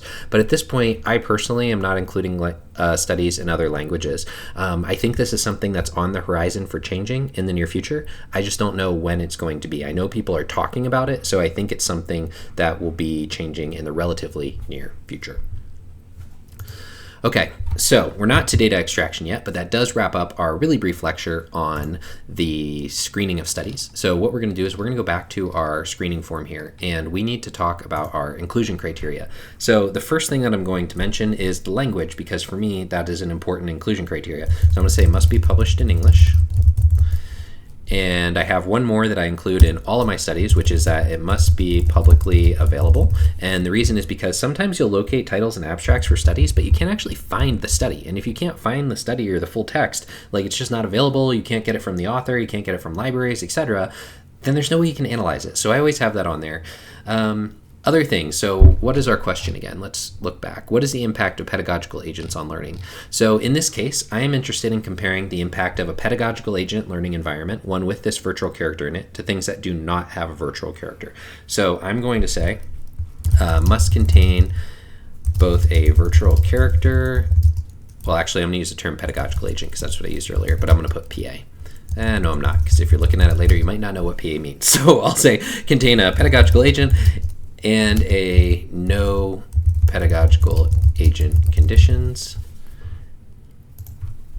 Okay, and then we need to, one that is generally like for all meta-analyses is we need to have enough information reported to actually be able to calculate an effect size.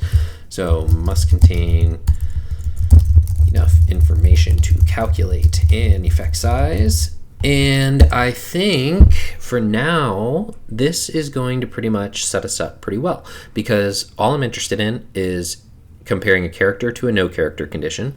And I need to be able to read it, I need to be able to access it, and I need to make sure there's enough information there. Now, the exclusion criteria, I do have one or two things that I want to put in here, and this is something that you'll need to know your field to know. So for my example, avatars, which are pretty common, they are different than pedagogical agents. And so avatars are typically a representation of self, whereas pedagogical agents are on-screen characters meant to help you learn, and it's not a representation of yourself. So I'm going to put avatars, or studies that use avatars, as an exclusion criteria.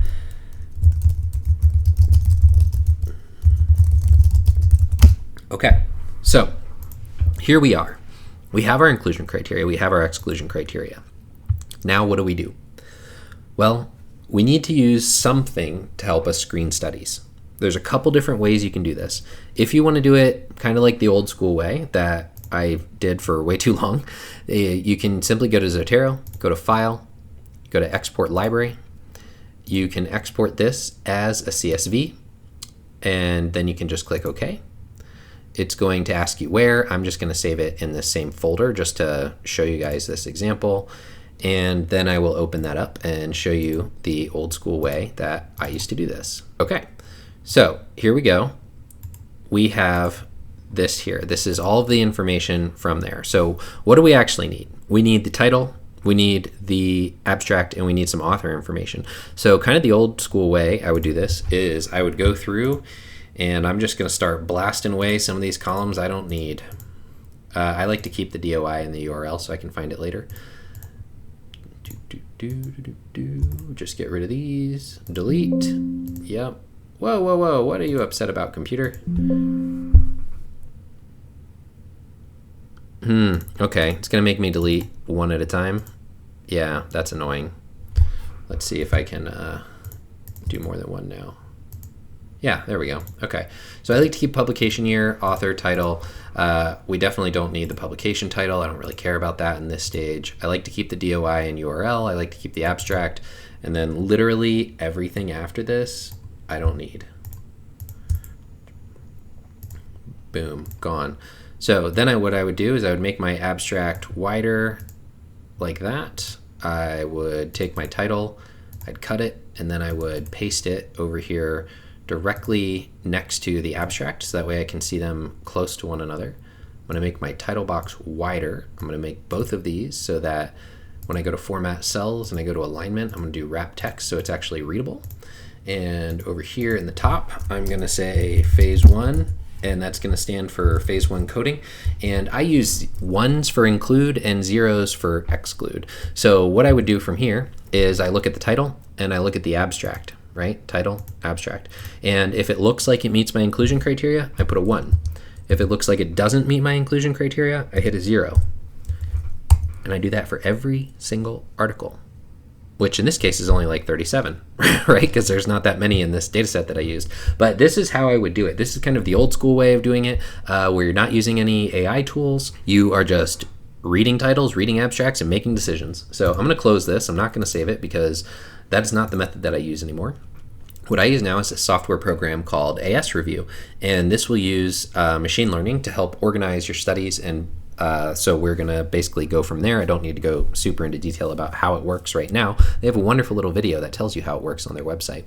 So what I'm going to do is I actually uninstalled this specifically so I could show you how to install it, because this one is not just like a one-click download. If we click download, we kind of think it is, but it's not. All right, friends, so here we are. As you will see, we are back at our Excel document. So I'm having some issues with AS Review right now. I am emailing back and forth to them trying to figure out what is going on. And if I get that all sorted before the time that I plan to publish this video, then I will go back through and sort it. But suffice it to say, typically speaking, for the title and abstract review phase, I will use AS Review to do that.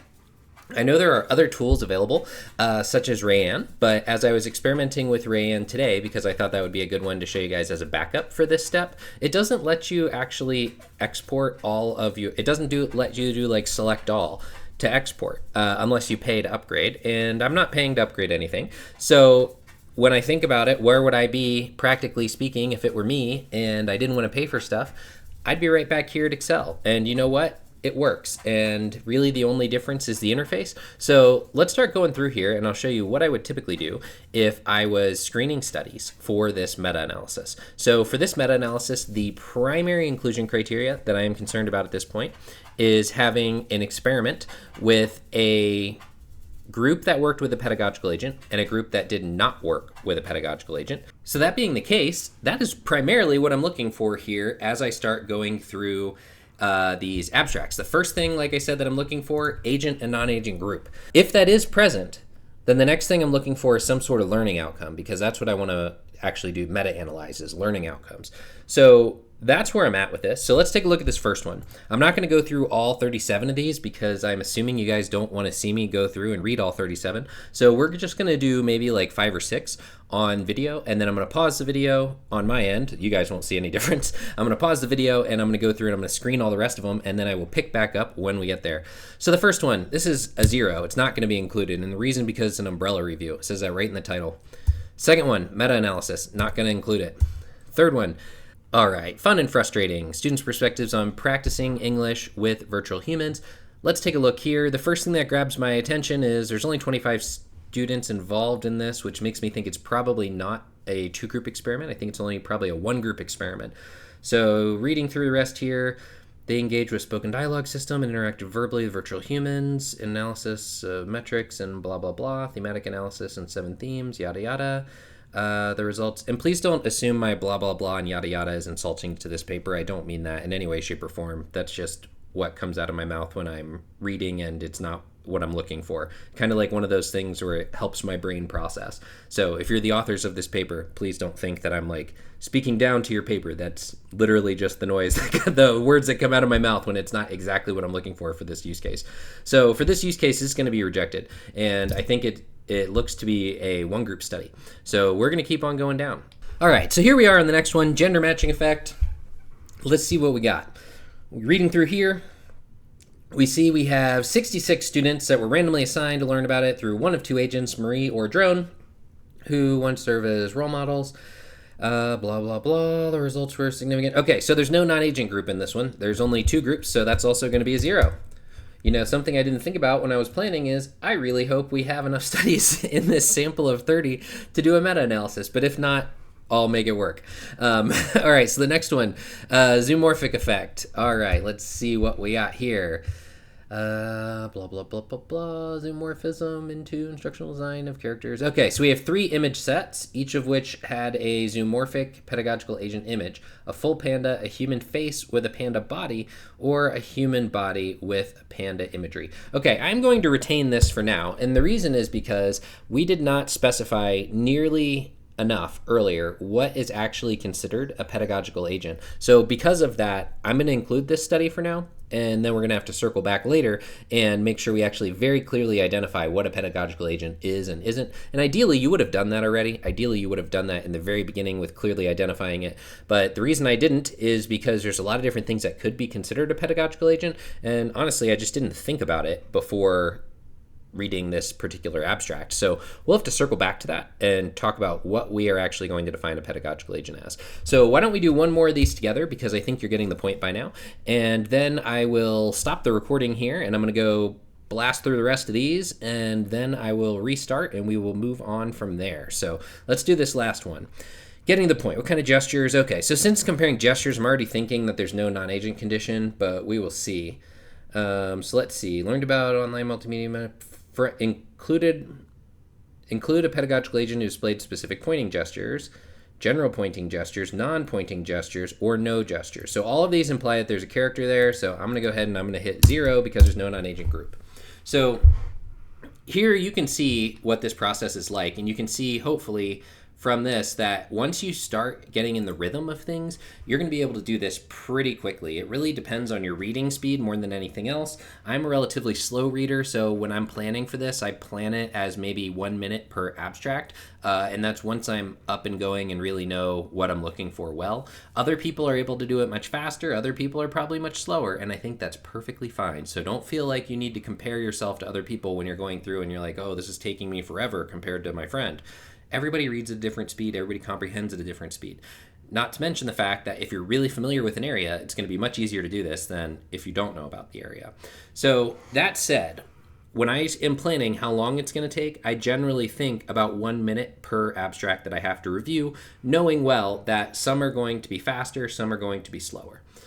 So that said, I'm going to pause the video here. I'm going to screen the rest of these by myself, and we will pick up here. Well, in your guys' time, it'll be in about 2 seconds when the video starts again, but we're going to pick up here in a minute, and we will continue with the next steps of our process.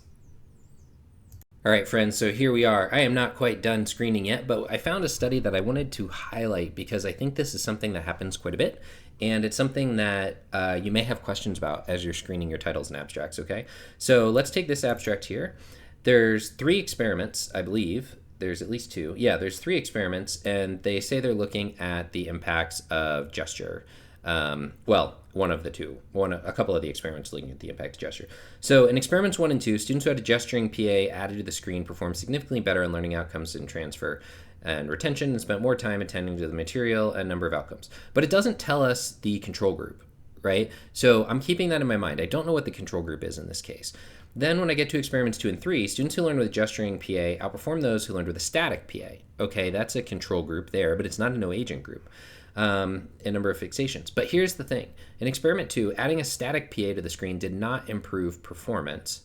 So this makes me think that there's a chance experiment 2, maybe even experiments 1 and 3, had a no agent control group. So because I think it's plausible that there could be a no agent control group, I'm going to actually retain this into the next step. Okay, so I wanted to talk about this a little bit because these are the types of scenarios that you get into when you're doing study screening, especially at the title and abstract phase. And you need to be very, very consistent. Remember how I said you need to write down absolutely everything on that scoping document? This is one of those things that seems like it's a minor decision, but I would make this decision and I would write it down. If it seems plausible that there's a control group based on the abstract, then I'm going to include it, and that way I know that I don't miss any studies. So I just wanted to say that really quickly. That said, I'm going to come back here in a few minutes once everything is done and all of our screening is done. All right, hello again, friends, and here we are. We have finished our screening, and let's see how many studies that we have. I'm just going to sort this from largest to smallest, and you can see we do not have very many studies at all. Maybe 11 here that are potentially going to be retained, and of those 11, I can tell you even fewer actually qualify for the analysis. Some of them I included because I could not remember them off the top of my head, but I think that they will probably be excluded. So what our plan will be is we are going to locate these full text studies, and then we will screen them, and if there is not enough studies, then we will use a different data set when we actually do our analysis. But we'll still go through and we will use this set for extracting our data and pretty much every step until the analysis itself. And that should work just fine. So first thing we need to do, you're probably thinking this right now. I know you're thinking this right now. We need to record all this data, right? So we got 11 studies. One thing that I want to point out here is this says 12. That is because the first line is in fact our titles. If we go up to the top, you see you got author, title, blah, blah, blah. So there's actually only 11 studies that potentially qualified here. So let me get our folder open. Give me just a second to do that. And we are going to record this on our review template. So if you remember our scoping review template here, we're keeping track of all of our methods for our unique items. Oh, did we forget to? We totally forgot to calculate this. Okay, so as we are back here looking at this, you are probably thinking to yourself, Noah, you only screened 37 studies. Yeah, I did. What happened to all the rest of these? I didn't move them in there. Why? Because this is meant to be a quick video. In real life, if I was actually doing this, these 183 studies would have been combined with these 37 studies and put into my Excel document. So if you remember, I didn't even put them into Zotero yet. So we would need to put them into Zotero. We do this the same way we did with the other, where we go to File and then we go to Import. I will do this now just so that you can see what this looks like.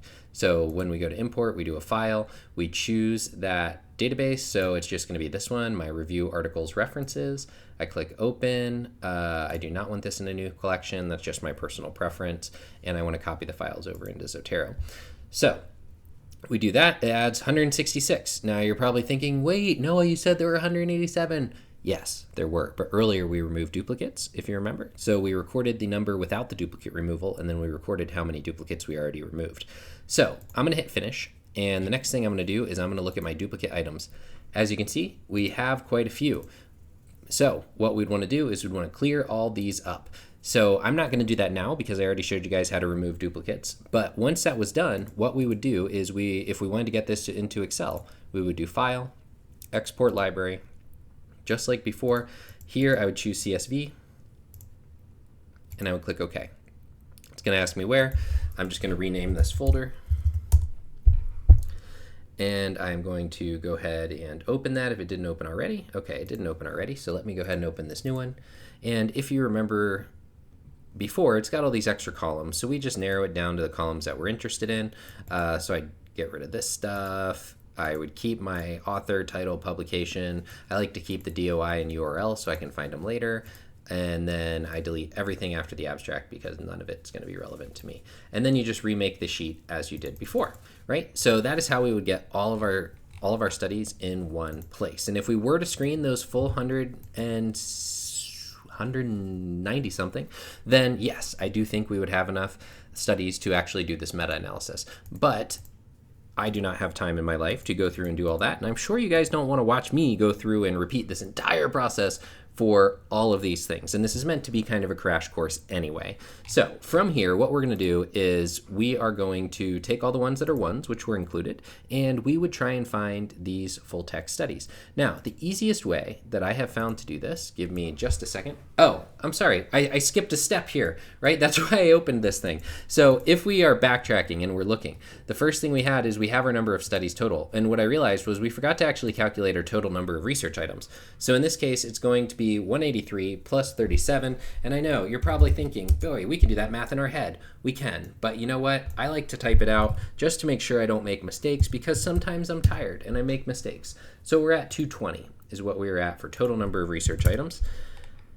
And then we took out 17 duplicates. There's actually more than 17. If you remember, we didn't clear all of them up. But for now, I'm going to pretend there were only 17. We're going to remove that. That's going to drop it to 203. Now, items removed during phase 1 screening. We can do the math a little bit backwards here because we have items sought for phase 2 screening. And we know there are 11 because that's what we had on that Excel sheet. I need to find it real quick and I will show you. So if we look, go down to the last number 1 here, and again this is cell, or I should say this is row 12, when if you remember the first row is our titles, which means we have 11 studies that were included. So we have 11. So how many were removed? Well, again, I like to open up the calculator and just do the math because if I try and do this in my head and I make a mistake, it's going to drive me crazy later when I'm trying to figure out where the mistake is. So I take the extra 2 seconds it takes to get out a calculator and make sure that there are no mistakes or typos. Okay. So we are going to try and find 11 studies, all right? We're not going to actually do that right now. We're not going to try and find all 11. I'm just going to try and find one and show you what that process looks like because you guys are all in academia, I'm assuming, or you've been around academic stuff and you can find things. So the main thing that I want to show you here is the way that I found fastest to find these. If there's not a direct URL, you can see I deleted the column with the URL in it in this case for some reason. But so all I did was I copied the title. I go over to Google Scholar, I search it, and over here on the right-hand side, a lot of times there's a PDF button, so I would just click that, and then there's a specific way that I save. So let me show you how I save documents, okay? Give me just a second here. So the way that I save these things, and if you're wondering, by the way, how I get these AI summaries here, this is from the Google Scholar Reader. It's a extension for Chrome. I don't know how I feel about it yet. Some things I like, some things I don't, but that's besides the point, so I'm not going to talk about it right now. So I'm going to go over here. I'm going to click download this file. It's going to save it, and it's going to automatically open it in my other PDF reader. So what I want to do is I will open this folder. So we have our folder here, and what we're going to do is create a new folder, and I am going to call this, oops, there we go. Let me type a new name. There we go, full text. And this is where I'm going to open it. So I'm just going to click and drag my file in, and you will see that it comes across like this. I find this very non-intuitive. So the way that I was actually taught to save these are first author's last name, second author's last name, and then the year. So in this case, it would be, and I'm sorry if I pronounce your name incorrectly, authors, but I think it would be Wu Jing, and the year is 2023. So I would save it just like that.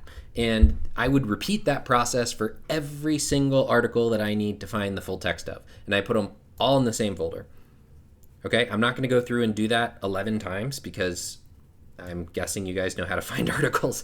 So what do we do if we can't find it at Google Scholar? If we can't find it at Google Scholar, then I will go to my databases, and I would find it in the databases. If they're not in the databases, you can try searching regular Google sometime, or whatever your favorite web search is. Sometimes they are actually posted publicly online, someplace like Academia or ResearchGate or any of those other places where people put copies of their preprints. So it is pretty uncommon for me to have articles that I can't find online. The ones that tend to be a little bit problematic are occasionally some of the conference proceedings can be really, really hard to find. But journal articles are generally pretty easy. I can usually find them through Google Scholar or databases without much problem. Okay, so what do? We have all of our studies. Let's say we are at the point where we have all of our studies into our folder and we are ready to begin our full text screening. So let me open up that folder once again and we will take a look where we are at. Okay, I just realized I have it off screen. Sorry about that. So here we are. We have our study. So what do we want to do for data extraction? Well, let's do a real brief lecture quick and then we'll actually jump into, in practice, how we extract data. Okay?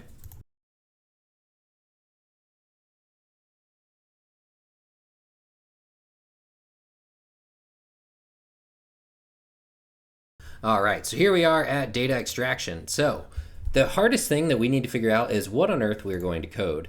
Now, there's a couple categories of things that I feel are consistent in my field for things that need to be coded. The first one is descriptive information. I often want to know about the nature of the sample. The next thing that I think is really, really important is always referring to your research questions. You want to make sure that you create variables for each research question specifically. And we want to make sure that we are referring to theory in our field. So in my field, generally speaking, our moderating variables, our potentially moderating variables that we're going to examine, are generally theory driven. They're not just things that we select randomly. They are things that are driven by theory in our area of why they should moderate the effects. So one of the questions that comes up is, are exploratory variables okay? And I have mixed feelings on this approach.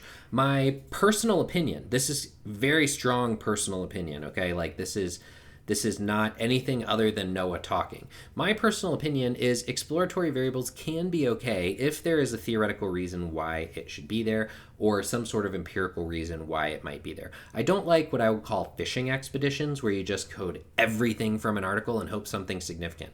No, like we know from statistics that the more of these moderator analyses you run, the more possibility we have of having error. So I do not like that approach of just analyze everything. I do not think that's the proper approach. I like to analyze variables that there is either a theory-driven reason or some empirical reason why it might happen. Now, the ones that are more complicated to theoretically rationalize in terms of like traditional theory in my field are, I like to analyze studies based on the type of outcome measure used, as well as factors such as like what type of random assignment was used, like were they randomly assigned or not, as well as study design criteria, so like what type of design that study used. Now, those types of things are sometimes a little bit more difficult for me to convince reviewers are important, but I feel they are important for helping to understand what may have caused some of the differences in the field or in the findings. And so that's why I like to say that I have mixed feelings about it, because I definitely agree we need to have moderating variables that are theory driven, and we should be intentional about what theory driven variables we are looking at. But sometimes the choices that we make in our experiments can actually influence the results or the outcome. And so if we find that, I'm just going to make up an example here, but let's say we were to find that all of the randomized control trials were associated with statistically smaller effect size than all the studies that use convenience sampling. That's really important to know, right? Like I feel like that is super important to know in terms of understanding the results. And that's why I say that exploratory variables are sometimes okay, because that's not necessarily related to my educational theory. It's more of just something that we imposed on the studies. And so I like to really build an understanding of that in my own work. I'm not saying that's the best approach for you. That's just the approach that I prefer in my own work. So that said, those are really the most important things here. There's other questions that do come up. Let's talk about some of those real quickly. The main one that comes to mind for me is iterator reliability. So how many people need to actually extract the data? Again, this is going to depend on your field and what the norms are in your field. In my field of education right now, it's most common to have one person extract the data and then a second person do iterator reliability. typically speaking, they will look at 20% of the sample and they will calculate that. Now, how much or what iterator reliability score do we need for it to be good enough? Again, it's going to kind of depend on the norms in your field and what reviewers are used to seeing. Obviously, the more reliable they are, the better, right? Like ideally, we'd have 100% agreement on everything, but that doesn't always happen. So the reality is in my field, my experience has been that reviewers expect us to have a kappa score of over 0.80, and I would say that personally, I am much happier when the kappa score is over 0.90. I like to have very strong agreement between the two people who coded. So what does this speak to? Does it speak to the accuracy of your coders? Maybe, but what I think it speaks to more is the transparency of your coding scheme. And that is critically important if you want this work to be transparent and replicable by someone else, right? We need to make sure we have a really, really clear coding scheme. So why don't we go develop that? Okay, I feel like that's going to be our next logical step here, is we need to develop our coding scheme for this pedagogical agent study. So what I'm going to do is I'm going to open up an Excel document and we are going to use that. Actually, you know what? We're going to use a Google Doc instead, or a Google Sheet instead. And the reason is because we can really easily create drop-down menus. And if you want to code without using any sort of software, you just want to use a sheet, then that is a wonderful way to do it. I'm just going to call it basic. So what information do we need here? The very first thing I like to do is have my study identifiers, which is, I just call it study most of the time. That's where I'm going to put like the first author and year. So it would be like Schrader year. Or I would have Schrader et al. Year. So that's what would go there. Next, what do we want to know? Well, we need to think about theory-driven variables. So for me, I am going to just come up with things off the top of my head that are both descriptive for describing the population, as well as things that I actually want to meta-analyze, okay? And so how would you do this for something that you're not necessarily an expert in? You're going to have to read the papers, guys. You're going to have to read the papers and understand the field to understand what should impact or what could plausibly impact your overall effect size. So in virtual characters, the first thing that and this is actually kind of regardless of virtual characters, the first thing that I usually want to know is what is my population like who's being studied here. So I like to include something like age range. This is typically like grade levels in my field, where it might be K through 5 or 6 through 8 or 9 through 12, something like that. So in fact, I'm actually going to go ahead and create those categories now. So what I'm going to do is I'm going to go to insert, and then I'm going to go to drop down, and over here I can do, actually I'm going to do PK through 5 for pre-kindergarten or whatever. Yeah, pre-kindergarten, I think that's what it's called. Then I'm going to do 6 through 8 as middle school grades, and then I'm going to do 9 through 12, and then that gets us through high school. So now we need post-secondary, which will be college students, and I'm going to put other just in case there's something else. And I almost always include not reported for every single variable because there's always a chance something isn't reported. Okay, so I'm going to click done, and now you can see if I click the down button, I can really easily choose the option for that. The next thing I'm going to do is I'm going to click and drag and just make this farther down the screen so that I don't have to manually copy it over every time.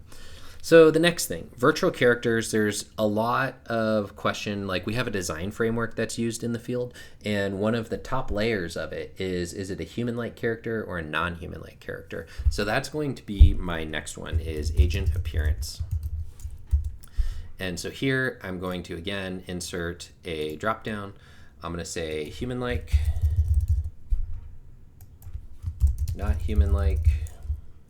The other thing is take the 2 seconds to type this in how you want it to appear in your tables, because when you create your tables and run your analysis, however you have it typed in here is how it can look in there. So format it so that you don't have to do it later. And then lastly, I'm going to have not reported. I'm going to click done. Then I'm just going to click and drag. So you can see how you can add as many columns as you want or as you need for your area, depending upon what's important. I hope that this gives you an idea of the types of things that you are looking for. Now let's get down to our effect size data, okay? So for me, I like to record the most fine-grained information that I can. So here's what I do. My experimental group, this is my agent group. I like to record the mean, I do underscores. So I do exp mean, exp standard deviation, exp n for sample size. Then I do control mean, control SD, and control n. So this is going to give me the descriptive statistics I need to be able to calculate an effect size. And I like to calculate the effect size myself. I don't like to go with the one reported in the paper. The reason is because I found a number of errors in papers over the years where people reported effect sizes and I have no idea where they got those data or where they got that number, because when I calculate it using the exact same data they reported, it's quite different. So that said, I like to record a fine-grained information as I can. The last column that I have is general notes. This is for myself, and so sometimes we might have to do something like convert between, let's say, a T or an F statistic or something like that into an effect size, and then estimate the mean or estimate the standard deviation or something like that. If I do something like that, I always record the notes over here in this column, okay? So I always record what I did, why I did it, what tools I used. All that goes in my notes column. So let's see what this would actually look like. Let's actually take a minute and code that study, okay? So, all right, so there we go. This is close enough where hopefully you get a general idea of what we are going for.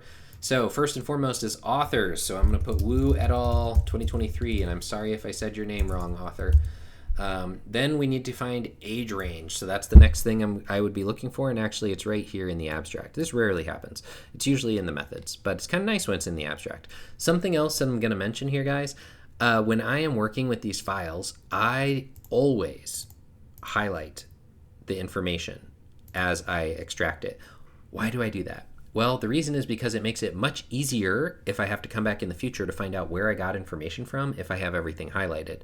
It really just saves time, and if anybody asks a question, then you can find it really easily. So I went ahead and highlighted that. These are second grade students. So for age range, I'm going to put PK through 5. Agent appearance. Okay, this is a great example for this. Let me scroll down. Okay, so here's the experiment that they conducted, okay? These were the conditions. Now, are any of these a pedagogical agent? For the sake of conversation right now, we're going to say they are. But we are going to say an actual human is not a pedagogical agent. But we're going to say that the entire virtual character is a pedagogical agent. So then we have a question of what to do with these other two conditions that are kind of hybrids between the two. Well, in our case, we're going to ignore them because I don't think I can safely call this a pedagogical agent or call this a pedagogical agent. Okay, so for the purposes of our meta-analysis, we are going to ignore conditions C and conditions D, and we are going to focus on condition A and condition B. Now, a question you might be wondering, this is very common, so this is why I want to address it now. What would happen if you had two pedagogical agent conditions? Or like in this case, let's say 3. Let's say we were going to count all 3 of these, A, C, and D, as pedagogical agents, and we only have one control condition. Can we just put them all in as separate lines? No. No, you cannot. In a conventional meta-analysis, you cannot do that. You'd be violating the principle of statistical independence, where each participant can only be counted once. So you don't want to do that. Now, there are other ways where you can be able to do that. You can use like a 3-level analysis. You can use robust variance estimation. You can use some of these other things. But for our conversations here and now, we're going to say, no, you cannot do that. So what would you do? The reality is you have a choice. Okay, let me talk to you about what your choice is. Your choice is you could either find a weighted mean pooled standard deviation of these 3 groups to count as your experimental group mean, standard deviation, sample size, or you can pick one. Now, personally, I prefer to pick one, and the reason I prefer to pick one is because I feel it removes a lot of confounding variables. Like, if you compare these 3 things to this one thing, what does that actually tell you? In my opinion, it doesn't tell you anything. Like, if you're just comparing all 3 of these as a whole, merged together, and you're merging all those scores, I mean, basically, it would say something panda-esque is better than not. Like, that's not a real great finding, in my opinion. I think we can have a much cleaner, less confounded meta-analysis if we are very, very intentional about which group we pick. So I would want to pick the one that is, in my opinion, a complete pedagogical agent for our purposes right now, figure A, to a control condition, which is figure B. So these are the two groups that we're going to compare. So let us scroll down here. Oh, first, we didn't pick our age and appearance. So I would say this is non-human-like in appearance because it is a panda. So now we need to get our mean, standard deviation, sample size, etc. So we're just going to skip on down to the results. And hopefully there's a table. Yeah, look, nice. I love it when authors do this. They give us a table. It's always so wonderful when there's a table. Okay, so here we actually only have one learning outcome, and this makes things easy, right? So FH, I think, stands for full human. If I were doing this in real life, I would confirm this, but I'm fairly certain that's the case. So that's our control group. So what I'm going to do is I'm going to highlight this because this is the one that I'm using. So 13.28 is our control mean. Control standard deviation, 2.83. Always make sure these numbers are right, okay? So like what you guys aren't seeing is as I am typing this in, I am visually looking at what's on the PDF, saying it out loud and typing it into the document, and I'm visually taking what I see typed into the document and I'm comparing it again to what I see in the PDF to make sure this is correct. Because if this is wrong, your effect size is wrong, which influences your overall analysis. Right? So you need to make sure that the stuff that you're writing down is correct. So now let's hop back to the full panda. Full panda here is 16.61 and our standard deviation is 3.07. Wonderful. So now we're just missing one thing, aren't we? We need these sample sizes. So let's go dig up where these sample sizes are. In my experience, they are most typically in the beginning of the methods in my field. So, okay. Right here is where they are. And I know you're probably thinking like, geez, Noah, how'd you find that so fast? I've been doing this like a decade. Your eyes just kind of skim until you see familiar patterns. So if you have to like read this to be able to find this, don't feel bad. Getting faster at it comes with time. So I'm going to go ahead and I'm going to highlight this full human. That's 27. Now, something I want to point out to you is a little bit of inconsistency that you need to be careful about, right? So when we look at these pictures, full panda is first. But in all of our data, they're presenting the full human first. Okay, so don't get confused and write it in the wrong spot. So there's 27 in the full human condition, and the full panda had 28. I'm just going to highlight that too. Okay, so this is how we extract our data. I don't actually need to write anything down here under notes because I think it's pretty clear cut to me what I did and why I did it. There was no computations or anything like that we had to do. It was all good.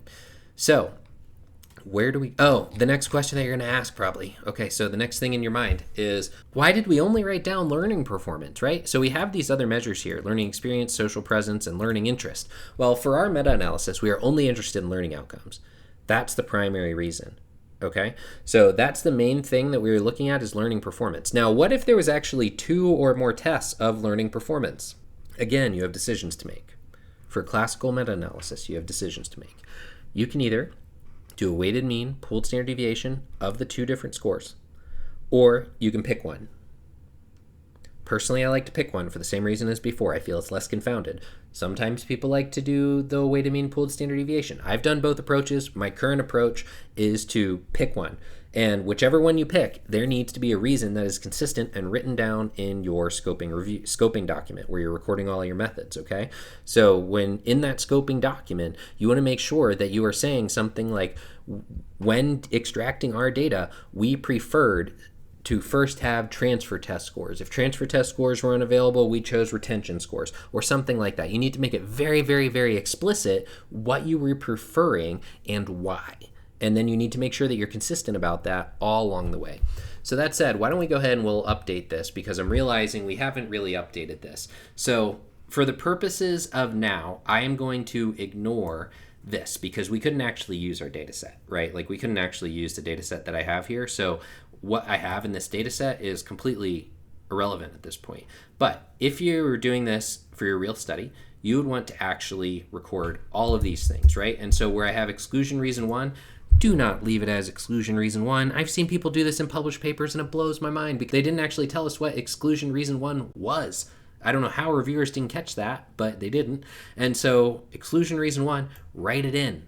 So in this case, maybe it was no non-agent group, and then you put a number, right? And so all of these are going to be explicit reasons, and you are going to include the number of studies here, and then you should have the total number of studies analyzed down here, and this should be consistent, okay? When you do the math from the top to the bottom of this sheet, it needs to be consistent. Okay, all the numbers need to add up to be the right number at the end. So do the math, make sure it's right. You need all of this to create your PRISMA diagram, by the way. So where do we go from here? Well, there's one other thing I wanted to show you. I wanted to show you AI-assisted data extraction, right? So this is just doing it the standard way that we've done it for a very long time. But I did develop an application for R that will give you a graphic user interface and help you extract this using large language models. And if you have a large number of moderator variables or something like that, I think it will be a time saver. So why don't we go through that and how to set that up? So the first thing that I'm going to do is I'm actually going to download this file as an Excel sheet and save it into our folder that we have been working with. And so I need to get that folder open. Give me just a minute. For some reason I closed it. Okay, so we have this coding form here. I'm going to open it up. There we go. Wonderful. So the first thing that I am going to do to get this prepared to use my AI-assisted data extraction is we need to rewrite these columns as LLM prompts, because that's how it's going to work. So for the first one, I am going to say, I need to know the first author of the study. If there is more than one author, say author et al., and then include the year. Example, Schrader 2005 or Schrader et al. 2005. Okay, there's our first prompt. Second one. What was the educational grade level of the participants? Categorize them as PK through 5, 6 through 8, 9 through 12, post-secondary, other, or not reported.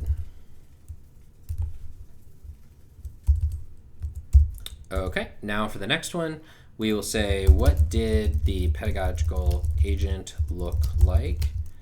Categorize it as human-like or non-human-like.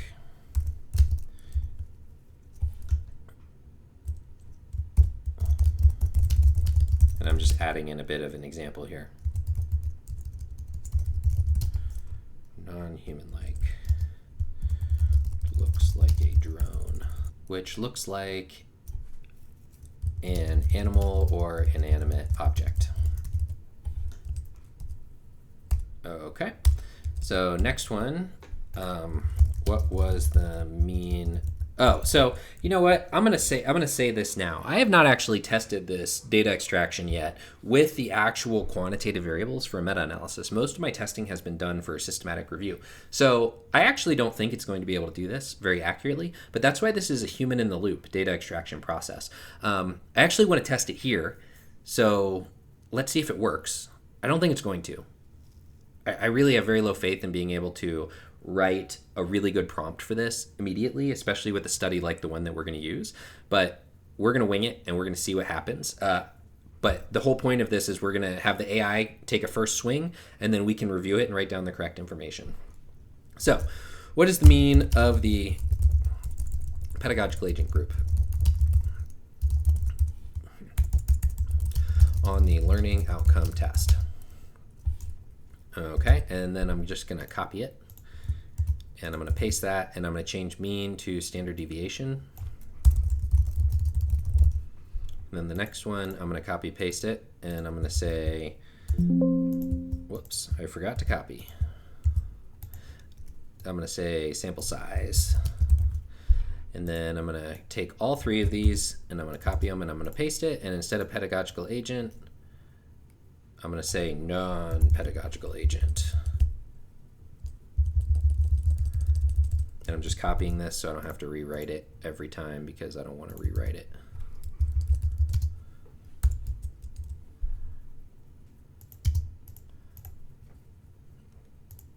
Okay, so as you can see, using this AI-assisted data extraction takes a little bit of time to get structured, right? It takes a bit of time to set up your prompts, and you want to make sure you set up your prompts well, so you might want to test them a few times out first.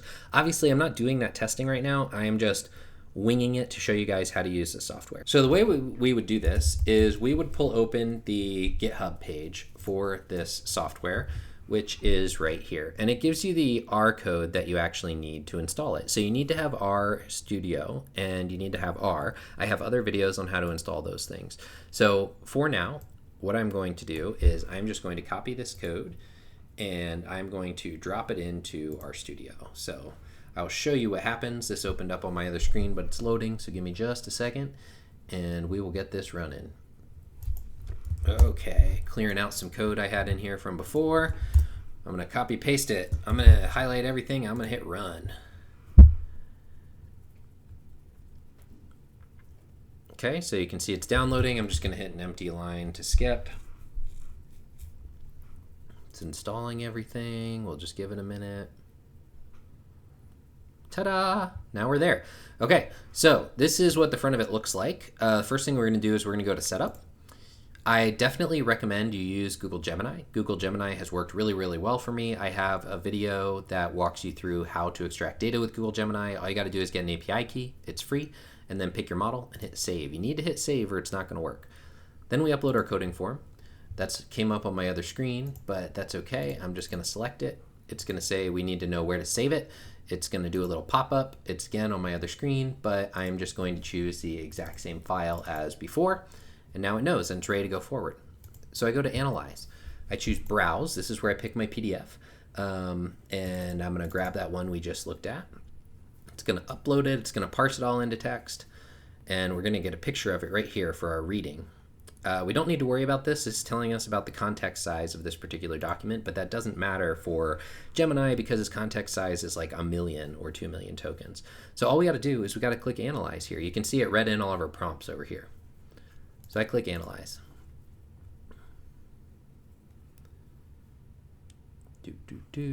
And we're done, right? All right, so over here on the right-hand side, need to know the author of the study. So this was Wu et al. We know that is correct because we can check it. There we go. Okay, now it successfully recorded it. Yeah, you can't have the file open at the same time. That makes it unhappy. Okay, so moving on to the next one. Prompt number 2, what was the grade level? Yeah, we know it was second graders, right? So PK through 5 is right. So we're going to click record. And I'll show you guys that it's recording all this later. What did the pedagogical agent look like?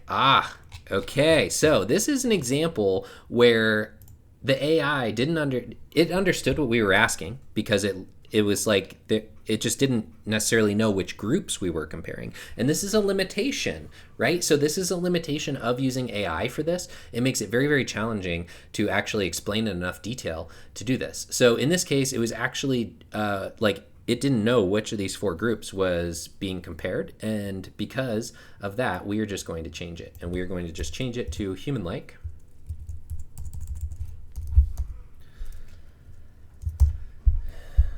Oh, never mind. We need to change it to non-human-like. I'm sorry.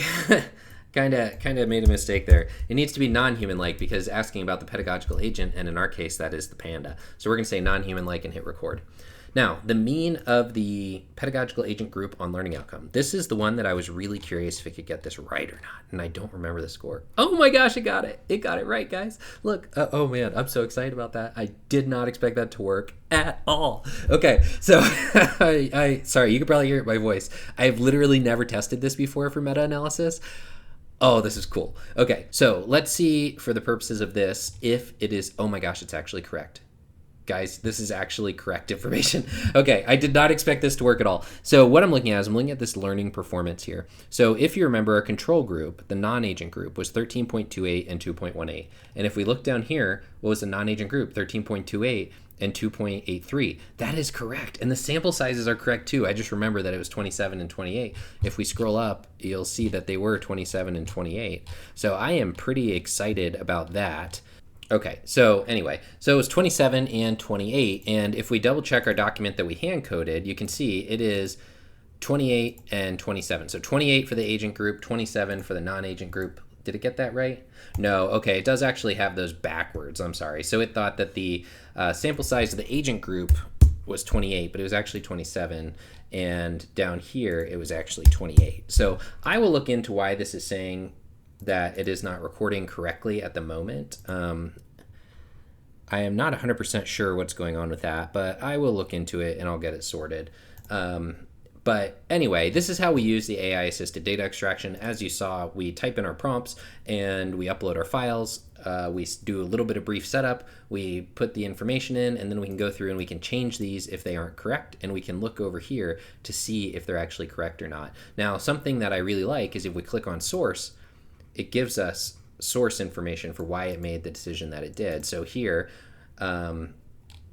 let's see, we'll find a different one. I'm curious. So table 1, means and standard deviations. Yeah, great. So it did pull that from the table. Let's go to, like, why did it make the decision about the age?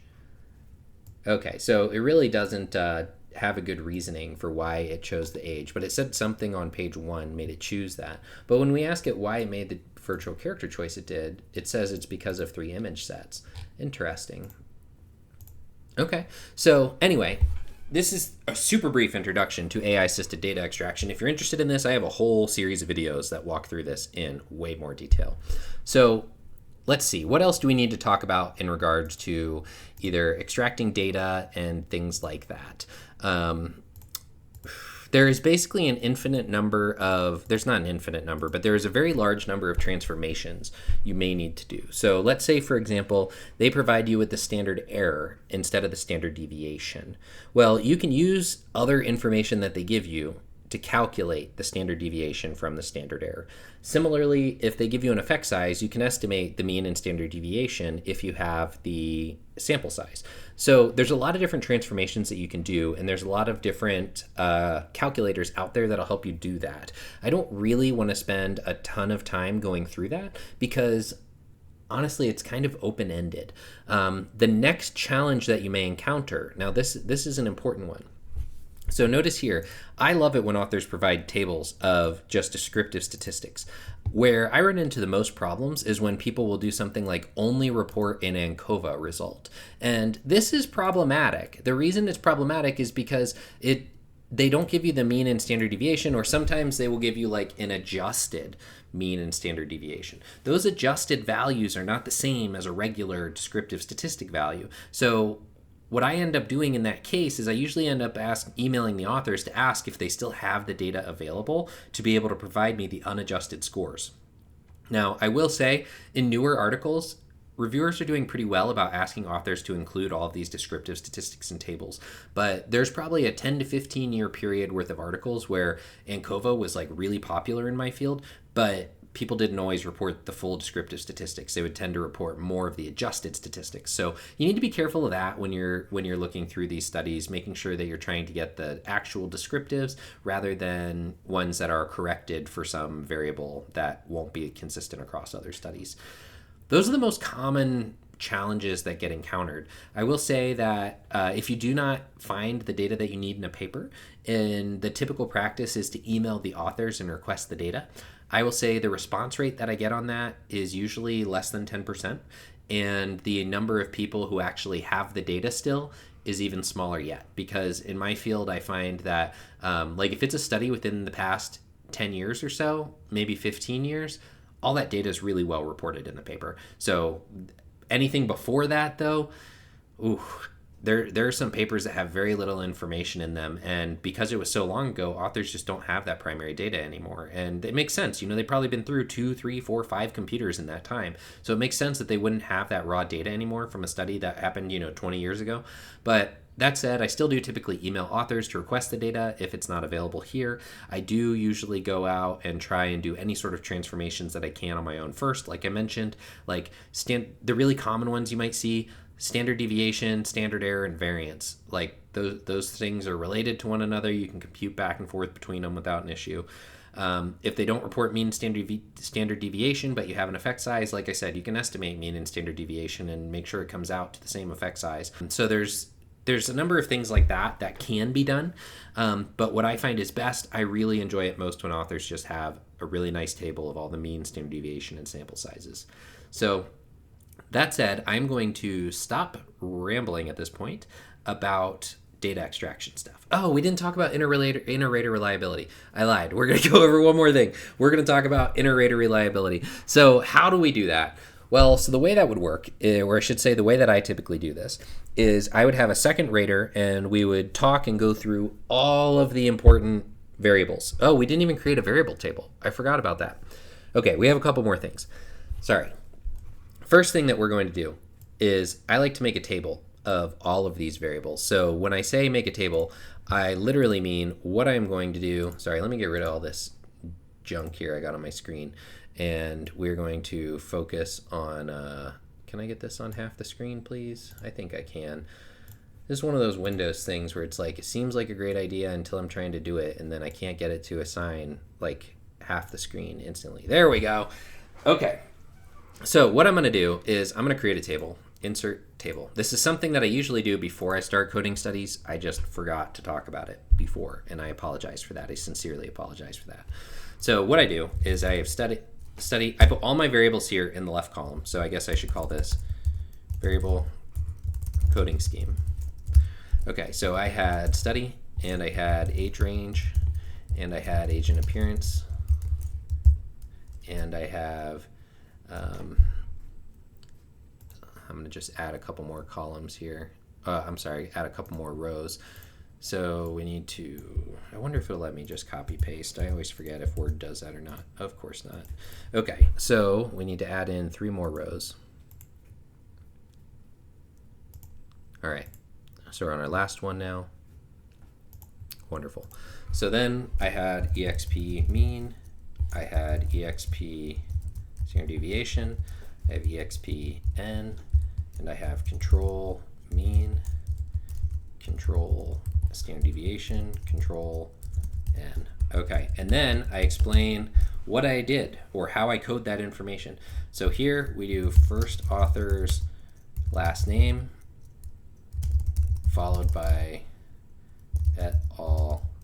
Year. Second one, categorized as PK through 5, 6 through 8, 9 through 12, post-secondary, other, not reported. Categorized as human-like,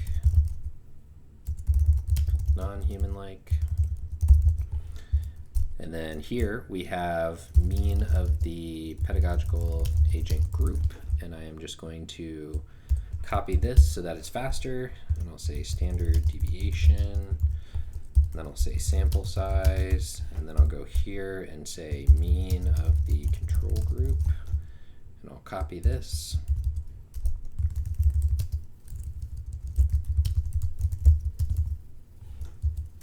And we'll say sample size. Okay, so I would create this table here, and this table can be quite lengthy depending upon the number of variables that you have. But this is basically, number one, this goes in my paper at the end of the day, and I'm going to save it in the same file as before. And so this is going to become a critical element of my methods section, right? We want to make sure other people can read this, understand this, and all of that sort of thing. So this also becomes the foundation of my coding scheme for training the other person who's going to be coding with me. So as I mentioned, the other person will typically code 20% of my studies. I will randomly pick those 20% of studies, and oftentimes we will code 1 or 2 studies together so that we can make sure we're on the same path. So we'll code 1 or 2 studies together, and then they will randomly code 20%. So they will do that. We will take all of our information, and then what we'll do is we'll calculate inter-rater reliability. What that looks like is kind of up to you. I've seen some people report inter-rater agreement, which is just a percentage of agreements versus disagreements. I've seen other people report Cohen's kappa. That tends to be the preferred if there were 2 raters in my field anyway. If you have more than 2 coders, you can use something like Fleiss's kappa. So there's lots of different options here, and all of these things, for the most part, are very easy to calculate in something like SPSS or JASP or any of these other statistical programs. I don't necessarily want to go through it all right now. I might do a separate video on inter-rater reliability just because I don't have a separate data set to use as a good comparison point right now. So this is where we are at. So let's kind of rehash here. We have, well, first of all, before we do our debrief, let us circle back to our scoping document. I just want to make sure we didn't miss recording anything. Okay, so here you can see we have our percent of studies dual coded. We would record that here. We would record our inner rate of reliability once we get it. Description of variables extracted. I'm just going to say C variable tables.docx. So that way that'll remind me that I actually have a file that has that whole table in there. Oh, so we didn't even relate this to our research questions. I am so sorry. So I got ahead of myself. I just realized I put age rage rather than range. Okay, so I'm sorry, I got ahead of myself, and we created this table, and I forgot to explicitly discuss how this ties back to the research questions. So let's do that right now, okay? So what is the impact of agents on learning? That is our first question, and I'm going to record it here. Variables extracted. This is our descriptive statistics. I don't need to do a description because I know what descriptive statistics are. The second question was what moderates the effect. And this is where I extracted age range and agent appearance. And for description, again, I'm going to just put C table. And it's actually called variable tables. .docx. Okay, and so you have a couple options. You can either record each. Number one, this isn't actually going in your journal article. I mean, it can, but I typically don't include it in this way. This is more of like an organizational structure for myself. So what I would typically do in this situation is I would have something like this, and then I would probably actually record these all in one line instead of having them on different lines. But like some of my friends like to record them on different lines. They like to have age range as one and then agent appearance as another, so that it looks like this, and they can see how many different variables they have for each question. So our third question was about publication bias. We don't actually need to code anything specifically for that outside of the information we have for the others. So I'm sorry I didn't directly relate that back as we were creating those questions, as we were creating this coding form. As we were creating the coding form, I was thinking about the questions that we had of the overall impact and what moderates it. So that's why I came up with those as examples. So I apologize that I wasn't more clear about that, but that is how those things tie back. And that is really a foundational point of creating these variables. We want to make sure that they tie back to our research questions and they tie back to theory in the area. Okay, so something we have not done. We did not evaluate study quality. This is not something that is incredibly common in my field of education. So study quality in itself, I would say, is an outdated term. So in the PRISMA guidelines, the newer one, they talk about your study confidence, your confidence in that effect size. And there are a number of different metrics, or they're kind of like scoring criteria that you can use for this.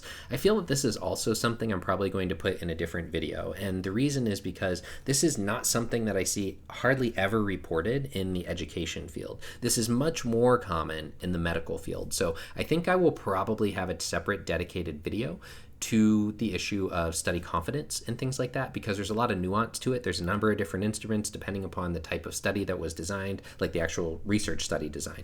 So for me to go over that here would be a very, very long, it would make this very long video even longer. And I say that as I'm looking down at the length of my current recording and seeing it's at almost an hour already. So that said, study quality, or confidence as I would more appropriately call it, confidence in that effect size is something that we probably should be coding for. Like I said, in education, it's not super common right now, but I'd say over the last 2-3 years, I'm recording this in 2025, over the last 2-3 years, I've had more and more reviewers asking me to consider it or to include it. So this is something to keep on your radar. I think over time it's only going to become more common. So like I said, I will try and put together a separate video about that in the future, but for now, just know that that's probably something you need to be coding for as part of your process. All right, so that said, I think we're about ready to do a data analysis, guys. So I'm going to take a little break here and go get something to drink, and then I will be back and we will do some data analysis. We're going to be using a different data set, but the analysis portion is all the same. So I'm going to stop this recording and I'll see you guys back here in a little bit. All right, friends, so here we are at either the most exciting or the most terrifying point of our meta-analysis process. That is the actual meta-analysis itself. So as a quick rehash, we have done a ton of work. We have set up research questions. We've set up systematic ways to search the literature. We've screened abstracts and titles. We've screened full text. We've extracted a ton of data. And now we need to do the math, right? So this is what I think is the most exciting part of the entire process. It's my favorite part of the whole process. We are going to go through all these stats conceptually with a really brief lecture first. I say really brief, and I mean really brief as in compared to what it could be. I'm going to focus on the important bits that I feel you really must know to be able to do a meta-analysis and to be able to write a meta-analysis. I'm not going to go way in depth in detail on every single one of these things. That is outside the scope of what I'm hoping to do with this seminar. So I want this to be like your view of bare bones introduction to what these things are, and I want to leave it on you to go read more about each one of these things if you feel you need to know more about it to be able to do this work well. I have included at the end of this slideshow a number of really good links and resources. I highly recommend doing meta-analysis in R. It is a free book that is available to you online, and it is by far, without a doubt, the best book on meta-analysis that I personally have found for explaining the statistics in what I consider to be relatively normal people language. And what I mean by that is, like, you don't need to be a statistician to be able to understand what they're saying and be able to understand how to do these statistics, what they do, why they do it, and all of that kind of thing. If you read a lot of stats books, at least for me, like when I read a stats book, I get bored and I'm like, I don't understand what this means. There's too many fancy words.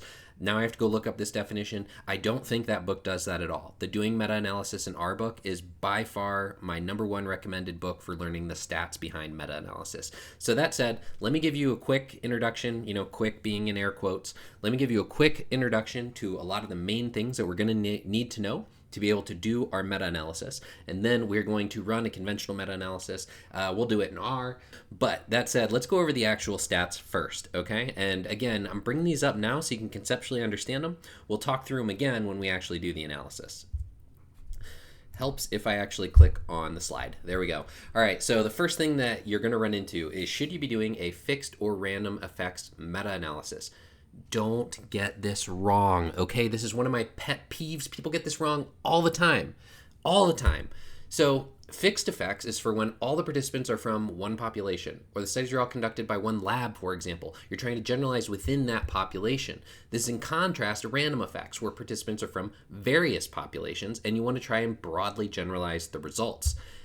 In my field of education, and honestly in many fields I read about, we should almost always be using random effects. When you look at these two definitions, you can see there are very specific situations where fixed effect is the actual appropriate approach. In many meta-analyses, random effects are the correct approach to be taking to this. So please don't make this mistake. Okay, I mean this is really all I'm going to say. Please don't make this mistake. Don't report both. I've seen some studies published where it's like, here's random effects and here's fixed effects. I'm like, to me, this means you don't know what you should be doing, right? Like, there's no reason to be reporting both. Take the right approach from the beginning, okay? There is a paper I really want you to read about fixed and random effects. It is linked right here. That paper is written, again, I feel in very normal people language compared to a lot of statistical papers you could read. Please read that paper, learn about fixed versus random effects, and depending upon your field, different types are going to be more appropriate, but it might not even be by field. It might be by study. Okay, so in my field, educational research, most times we're using random effects. I actually can't think of a single study that I've read that should be fixed effects. Every single meta-analysis that I've read in my field should be random effects. Okay, so like, I know that's a pretty broad statement, but I haven't read one yet where I'm like, oh, they should have used fixed effects. Every time it should be random effects from studies that I personally have read. So check your field. Think about your research context before choosing your approach. And all the statistical examples I'm going to give you, we're going to use random effects because in my field, that's what we should be using. I'm going to stop ranting about that now, but don't make that mistake. All right, so we're here to talk about conventional meta-analysis, okay? As a reminder, a bunch of different types of meta-analysis. You got conventional meta-analysis. You have 3-level meta-analysis. You got structural equation modeling meta-analysis. You got Bayesian meta-analysis. You got pet piece meta-analysis. There's a bunch of different types of meta-analysis, okay? So we're going to talk about conventional. It has one big limitation to it, okay? And I call this the principle of statistical independence. What this is that each participant in your sample can only be counted one time. This presents some issues for us, but we worked through some of those issues already in our coding, right? When we were doing our coding and our data extraction, we had to take this into account so that we didn't do things wrong. So let's look at an example. Let's say we have an experimental and a control group, and we have two variables that are potentially of interest to us. Let's say it's a retention test and a transfer test. We can only use one of them. We have to pick one, and it should be a systematic decision, systematic decision. I think that's the right wording. It should be an intentional decision, and we need to keep it consistent across all the studies in our sample. So, for example, a common way that I would write this is I would say we preferably coded or extracted data from transfer tests. Should transfer tests be unavailable, we then coded data for retention tests. Should retention tests be unavailable, we then coded data for blah, blah, blah, right? So I told the reader what type of test I chose and why, so that they know it's consistent across all of the sample. And this is pretty much what I just said. You have to pick one. The alternative, if you don't want to just pick one, is to find a weighted mean pooled standard deviation of the two scores. I generally do not like this approach anymore. I used to use this approach. I don't actually prefer this anymore because I feel it confounds some of the results. Well, I was going to say that's a whole different conversation, but it's a conversation we can have right now because I do think it's relevant. So let's go back to this example of a retention test and a transfer test. For those of you who don't work in education, a retention test is typically just memorizing something, like give me a list of keywords that you heard in this presentation. And compare that to a transfer test, which is actually asking somebody to apply information they learned to a brand new situation that wasn't covered in the lecture or the learning materials. So those are two very different things. They require different amounts of understanding to be able to answer correctly. So the question is, if you combine those scores, what does it tell you? In my opinion, very little.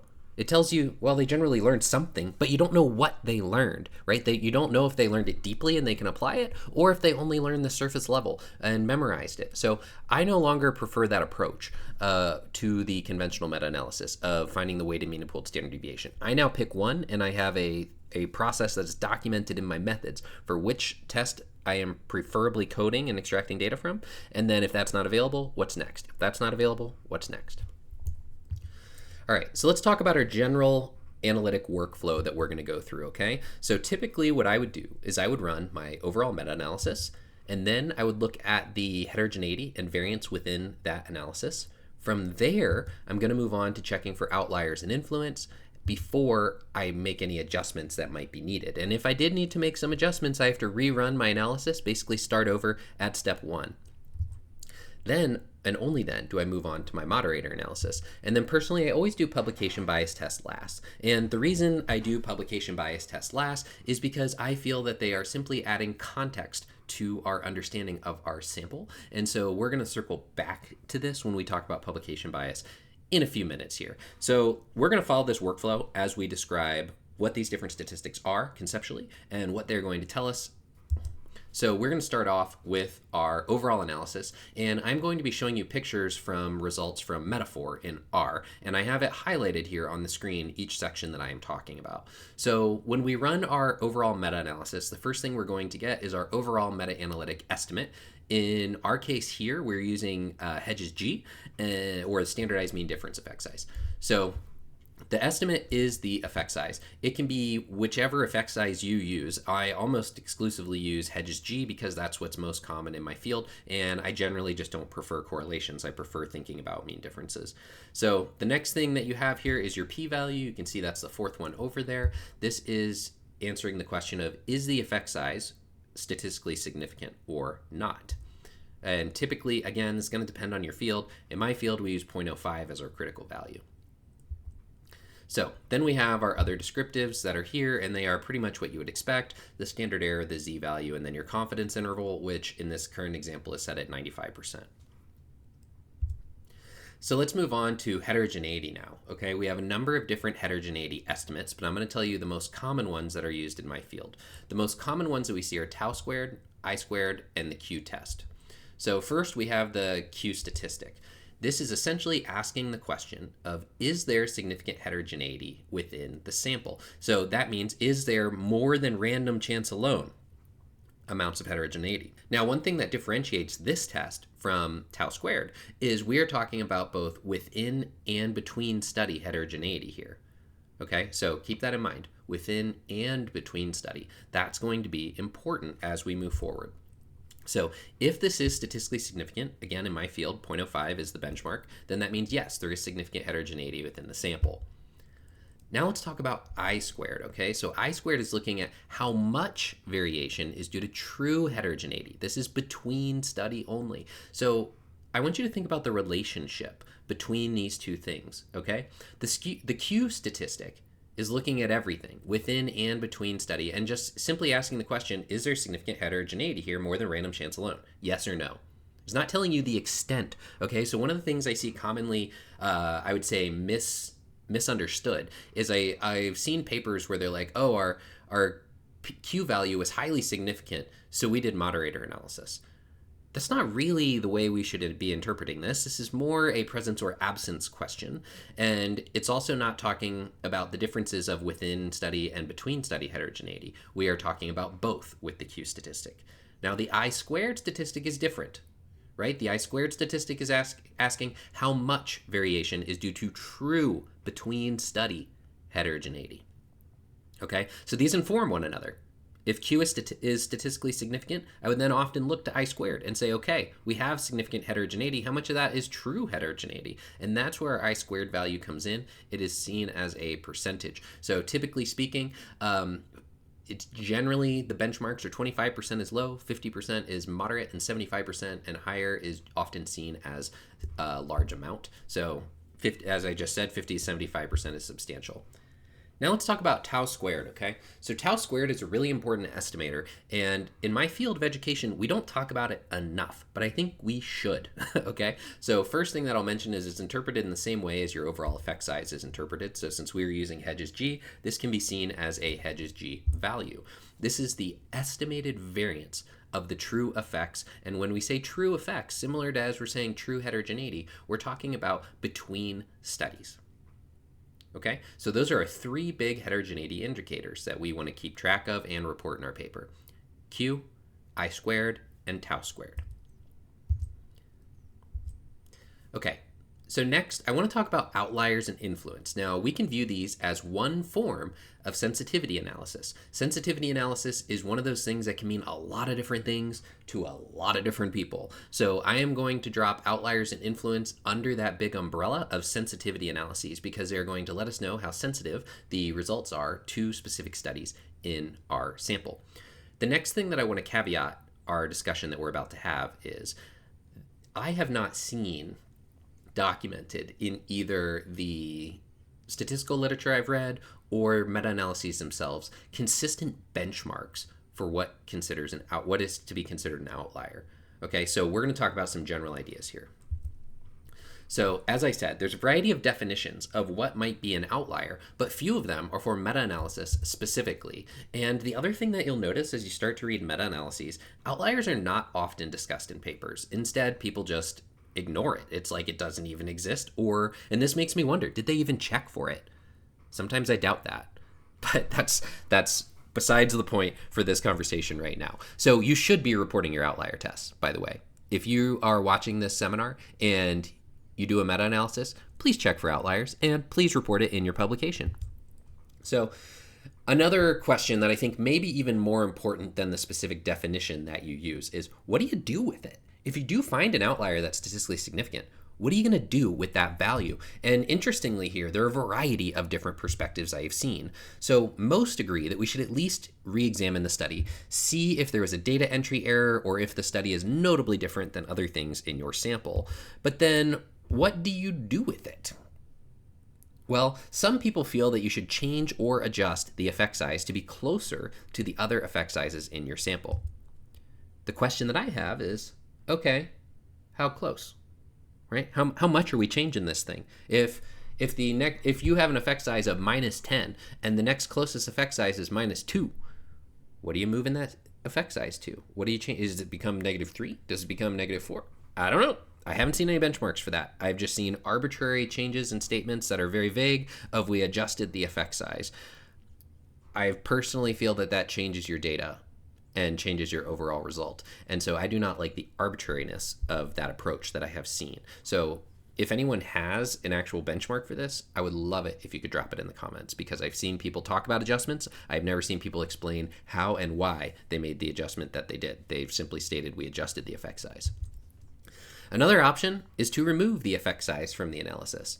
Personally, I generally do not prefer this either, but it's going to depend on the study itself. So if it is a legitimate study, it is very similar to your other studies, you don't see anything methodologically flawed with it, I have a really, really difficult time rationalizing removing that effect size from the analysis, even if it is a significant outlier, because in my mind, it's legitimate data. So what do you do if you check the study and there's no errors in data entry, the study is very similar to others? What do you do? Well, for me, what I'm doing right now is I am completely ignoring the outlier status and moving on to checking for influence. Now, when I say ignoring, I still do report it in my paper. I report this study was considered an outlier, but then I rationalize why I kept it in my analysis. It was legitimate data. It was very similar to the other studies. Like, we didn't see any methodological flaws. So I would keep that in. I then start looking for study influence. So let's talk about study influence. And I have a link here at the bottom of the screen. Oh, I'm realizing it's not showing up in my recording. I apologize, but it is there in the actual slides with a link to some reference information from the Metaphor documentation about influence analyses themselves. So study influence tests, or they're sometimes called diagnostics, examine if an individual effect size has a significant effect on your overall analysis. So let's take that outlier I was mentioning before of one, maybe it's -10 and the next closest effect size is -2. Then does that actually significantly influence your overall effect size or not? That's what study influence tests are helping us identify, or can be used to help us identify. So there's a couple common metrics that I'm going to mention here along the way. First and foremost is the Cook's distance. This is, I can never pronounce that word, so I'm not even going to try. It is that distance between the data set with and without the respective study. We also have a metric called DF betas. This is the number of standard deviations the overall effect size changes, excluding each respective study. And last but not least, we have a metric called a hat value, which is also used as a measure of influence. And that one's a little bit more complicated to calculate. So if you look at the documentation in the link below, you can get better explanations about all of these different influence analyses, as well as explanations of the other ones that are actually included in the Metaphor package when you run the influence command. So what do we do if a study is significantly influential?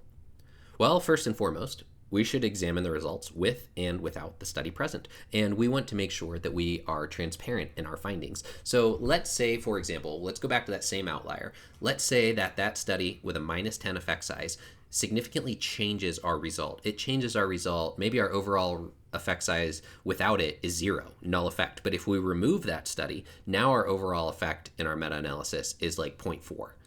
Well, that's a big deal, right? We should be reporting our studies both ways. So the main thing here is transparency, okay? The main thing that we want to know with these influence analyses is transparency and how much this is influencing our results. Okay, so let's do a quick summary and breakdown of action items here, okay? We need to check for outliers and influence to ensure our findings are not being skewed, okay? This is so important, and it really bothers me that this isn't talked about more in published papers. At least in my field, it's not. Like, I actually can't remember hardly any papers that openly talk about outliers. Like, there are some that talk about outliers, but there's very few that talk about influence. I think this trend is changing, but it's something where if I look back from meta-analyses 10 years ago, I might find the odd paper that talks about an outlier, but I don't really see many talking about influence. So please make sure that you are running these outlier and influence checks, and please make sure that you are reporting this in your results so that people understand the context of the results that you are presenting. So what do we do if a study is an outlier but not influential?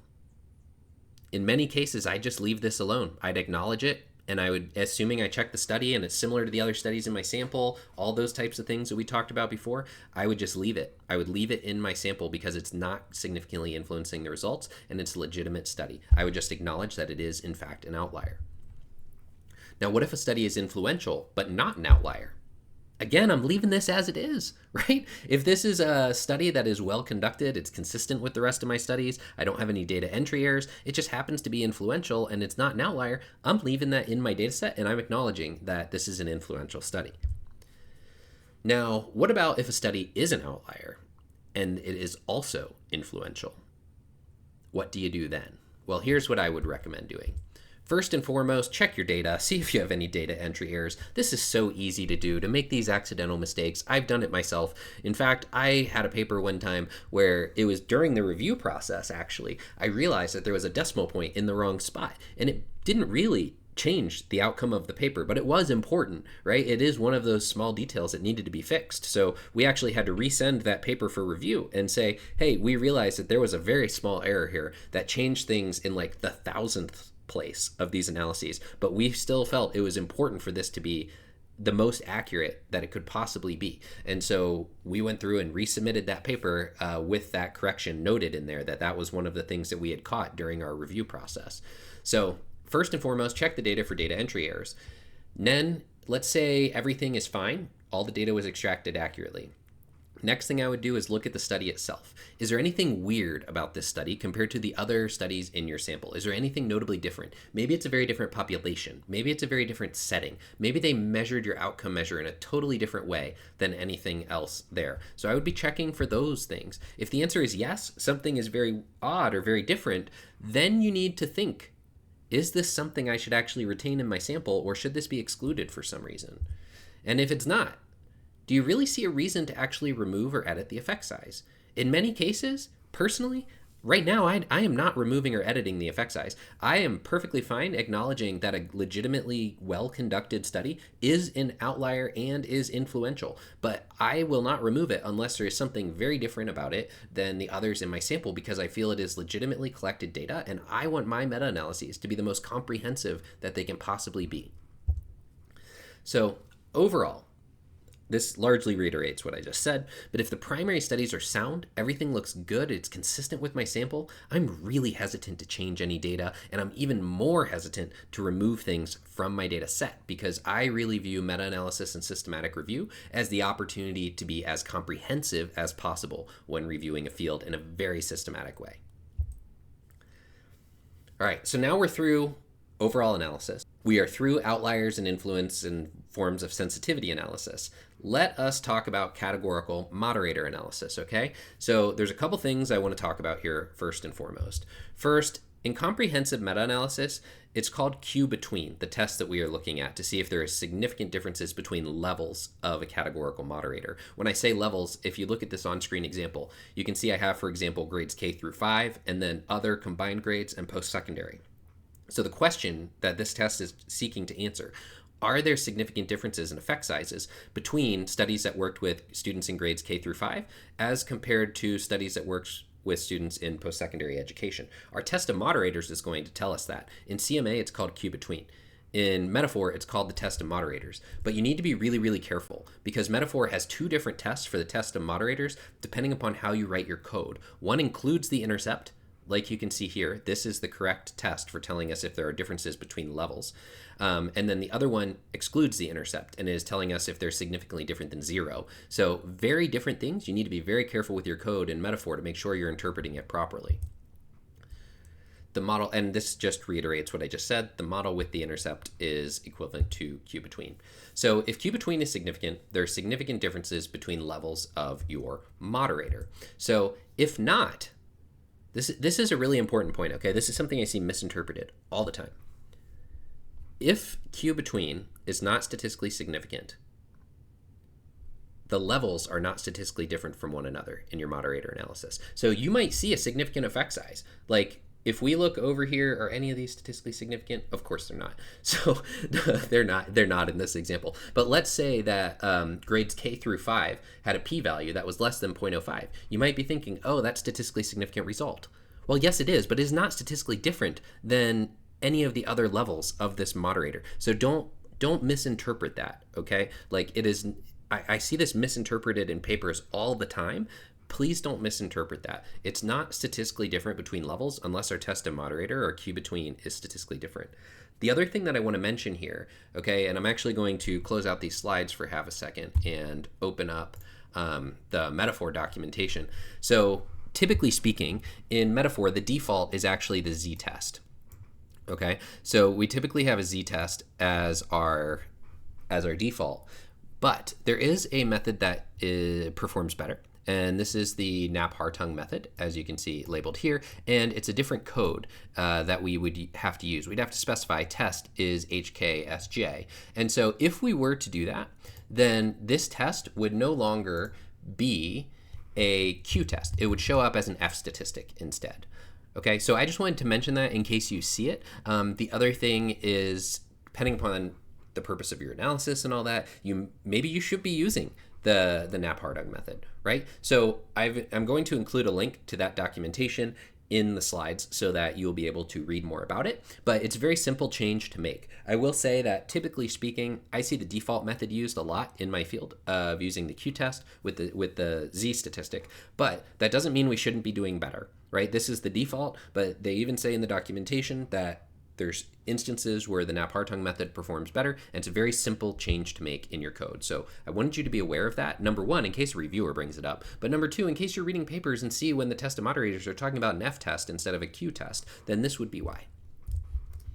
Okay, so I'm not going to spend much time on meta-regression, but basically your meta-regression model can be set up very, very similarly, and this is the model that includes the intercept. So here for statistical significance, again, we are looking for this test of moderators to see if it is a significant predictor or not. I'm not really going to talk about meta-regression because if you're familiar with regression, then I think meta-regression just makes a lot of sense conceptually, so I don't want to spend too much time on it. The other thing that I wanted to point out is categorical moderator analysis is conceptually similar to an ANOVA, right? Conceptually similar to an ANOVA, whereas meta-regression is conceptually similar to regression. So, and again, those two things, ANOVA and regression, are very related to one another, but I'm not going to go down that whole path right now. I just wanted to let you know that meta-regression is a thing. It's very easy to do in Metaphor and a number of other packages.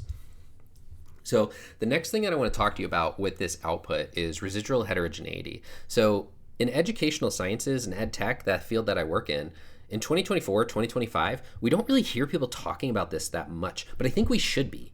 Okay, I think we should be. So what this means, this essentially is asking the question, is there something else other than the moderator that is explaining the variance in our sample? So if this is statistically significant, there is unexplained variance the moderator does not explain. That is the case in this example. If we look at residual heterogeneity, the p-value is significant. So that means there's something other than our moderator that is causing some of this variance.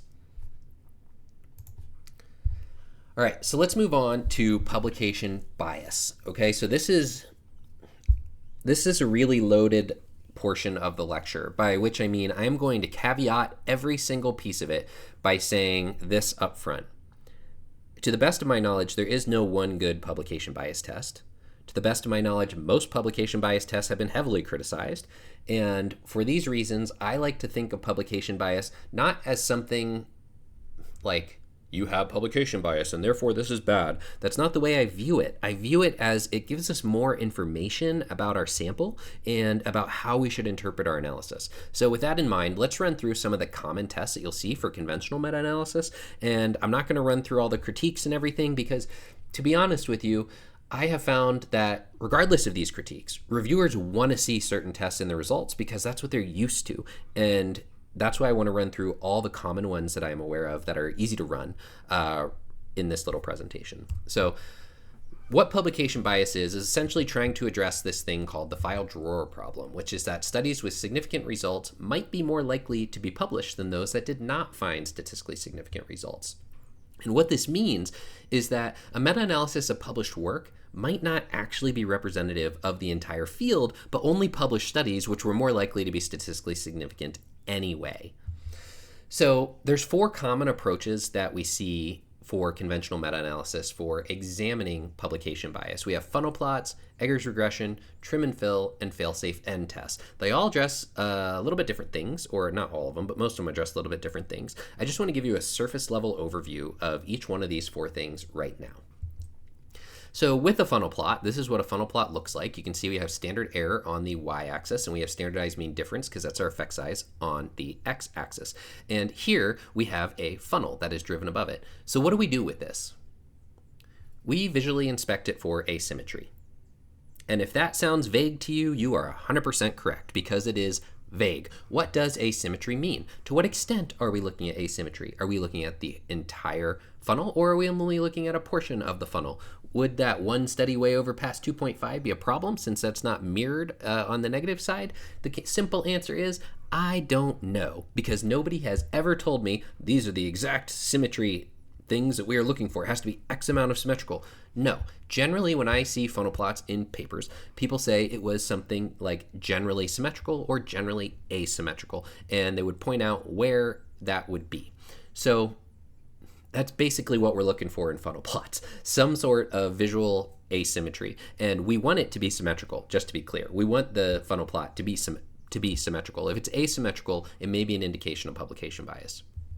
So one way that we can do this that's a little more statistically oriented is with Egger's regression. This is checking for funnel plot asymmetry, and this is a statistical way to do that. So if it is statistically significant, the funnel plot is asymmetrical. And I have some results here on the screen that you can see. You can see it says test for funnel plot asymmetry. It has a z-value and a p-value. Now, next is the trim and fill analysis. And I actually like this one, not for statistical reasons, but because it gives me a little bit more information than I feel like some of the other tests do. So this can help us estimate how many studies are missing, and in the example I have here from the right side of the funnel, and then we can then make an estimate of how the overall effect size would change if these two studies were imputed into the sample. And you can compare this to your previous meta-analytic result. Okay, so if we look at these results on the right, you can see that the estimated number of studies missing on the right side is 2. And if we rerun our random effects model, and it does this automatically when you run it, if you rerun this, the estimate turns out to be 0.677. And if I remember correctly, I think our overall meta-analysis without those two is somewhere around 0.62, but I could be remembering wrong because it was a number of slides back and I didn't pay that much attention. But the point that I want to point out here is that I like the trim and fill because it gives me a number, and numbers make me happy. It doesn't necessarily mean it's the best number, right? It doesn't mean it's the best number. I shouldn't say I'm confident that there are critiques of the trim and fill analysis, but I'm pretty confident there are critiques of trim and fill the same way there are of the fail-safe end tests and some of these other publication bias tests. Like I said, I don't think there's one great test or one perfect test for examining this. All right, so here are some trim and fill plots. They are the same funnel plot as we saw before. What I want to highlight is on the left side, we have our normal plot, the same one we saw. And on the right side, we have our 2 imputed studies. And I put that little blue-gray box around them because they're a little bit hard to see. But you'll see that they are just show up as hollow circles, and that shows where they were imputed. All right, so next we have fail-safe end tests, and we have 3 different variants. We have Rosenthal's, Orwin's, and Rosenberg's. And all of these are essentially telling us the number of studies with null results that would be needed to reduce the p-value to a chosen level. There are variants and things that go on here, but really we're looking at total number of studies that would be needed. And so all of these, to my knowledge, have been critiqued. I could be wrong about that, but these, I would say, it's very common for a reviewer in my field to ask me for these. I don't prefer to report these, but I will if the reviewer asks me to, and that is because these, among all the publication bias tests, have also been criticized for one reason or another. So yeah, I'm not going to go on and on about this. I do feel that you should run them, whether I also think that you should probably report them, but I wouldn't take this as like the end-all be-all. I wouldn't say there's no publication bias or publication bias is unlikely because, and then list one fail-safe end result. Like I don't feel that's the correct approach. I like to actually report all of these different things. So I like to report Egger's regression. I like to report my visual inspection of the funnel plot. I'll usually report a trim and fill. And then if I feel like I should, then I will also report the fail-safe end. But recently I've been going with the other 3. All right, so let's summarize what we've learned about publication bias here. There's no one test for publication bias that's perfect, and we shouldn't pretend like they are, and we should definitely not trust any individual one of them implicitly and just say yes or no based on that. I don't think publication bias should be interpreted as yes or no in the first place, but rather how much or how little it may have impacted our results. So the other thing that I want to point out here is we have a number of different plots with statistics that can help us understand the nature of our data. And like I said, I really feel that publication bias is about understanding your data as much as it is actually reporting on publication bias proper, right? So when we report publication bias, I like to think about it as this is the context of which we are interpreting our overall results. We might have significant concerns about these overall results, or we might not, depending upon what we found about publication bias. All right, so that's pretty much the end of our lecture on these. I am not actually going to go through all the resources that I have available for you. I trust that you guys can go through the PowerPoint slides that I'm going to make available and get those resources yourself. Instead, we are going to dive into actually crunching some numbers and looking at some data. So why don't we go ahead and do that next? I'm going to take a little break here, and when we come back, we will analyze some meta-analysis data and talk about what each thing means. All right, friends, so here we are. We're at the end. It is time to actually analyze some data and do a meta-analysis, right? We've gone through so many steps. It is now time to analyze all that data. So as you can see here, I have provided you all with a sample data file. It looks something like this. It has a list of study authors in one column. It has a fake continuous variable in one column. And then it has a couple categorical variables. We have our mean, standard deviation, and sample size of our experimental group, and the same thing for our control group. But we do not actually have our effect sizes yet, and we're going to need that. We're also going to need some other statistics depending upon the software that we're using. So in this quick section, that won't actually be so quick, we are going to go over how to do this meta-analysis using R, because all of us love R. Okay, I know not all of us love R, but some of us love R and some of us want to know how to do this in R. So let's go ahead and open this file up. All right, so this file is included for you in the folder that I have provided a link to in the description. And this is my general template for a lot of the analyses that we're going to do today. So before we can even get here, we need to have our studio. So let's take a second and jump over to their website and see how to install that software. Okay, so here we are on the posit.co website. They're the ones who created our studio. So we are going to need a couple things. If we click on download our studio, that is going to bring us to here. And on this page where we can actually download our studio desktop, we note two things. One, we need to install R. So to do that, we would just follow the instructions on here. Actually, I'll walk you through that process. I'm not going to actually install it, but I know that the CRAN site can kind of be a little intimidating. It really looks kind of old school, right? It reminds me of like the MS-DOS days. So what we do here is, depending upon your operating system, you would click up here to find out which one that you need. So I'm on a Windows machine, so I would click Windows. Then here, it's got all these subdirectories and everything, right? So it says binaries for base distribution. This is what you want to install R for the first time. Okay, so we go here to base. Okay, and then up here at the top, it's got download, and you can follow the information to download it as you would need to. So let me close out of that. And once you have that actually installed, then you're going to want to come here and download our studio. There's just going to be a nice big button. There should also be a button to do this on Mac. I think it's just auto detecting that I'm on Windows. So you'll go ahead and you'll get those installed, and then you'll be able to open up this file that you have access to. So first and foremost, the first thing that we need to do is we need to install some packages and an R. Oh, before we even get to that, let me explain a little bit about this interface, okay? Sorry, I apologize. I should have mentioned this first. It's just one of those things that you kind of take for granted when you use R all the time. So this is the R Studio interface. Up here, we have our code window. Down here, we have what's called our console. Top right, we have what's called the environment. And over here in the bottom right, we have our files and all of this other stuff. This is where like plots and figures are going to appear too. So the first thing that I like to do is I like to set my working directory so that I know where my files get saved. And so the way that I do that is I go up here to Session, and then I click on Set Working Directory. And then in this case, I'm going to choose to source file location because I actually have this saved on my desktop. But you can also choose your directory that you want to save this to. So you need to make sure you're saving it in the right spot. For me, I have an entire folder saved on my desktop, so I'm just going to click to source file location. And you can see down here it says Set WD, stands for Working Directory, and it tells us where it saved it to. Cool! Now we can move forward. Okay, so the next thing that I want to tell you is you probably don't have this same dark interface that I have. This is a theme. I think this is, you can set up themes like this. I think it's under tools, maybe. Global options sounds about right. And then appearance. So I am using the one called ambience or ambiance. I don't know how to pronounce that word correctly, but I'm going to go with ambiance. So I'm using the one called ambiance if you happen to find this color scheme useful. Okay, so from there, let's start talking about coding world, okay? So the first thing that I want to point out is if we have all these hashtags. Hashtags tells it that it's a comment when it shows up first, and so that way it doesn't actually run this line. It just is there for us to be able to read as humans.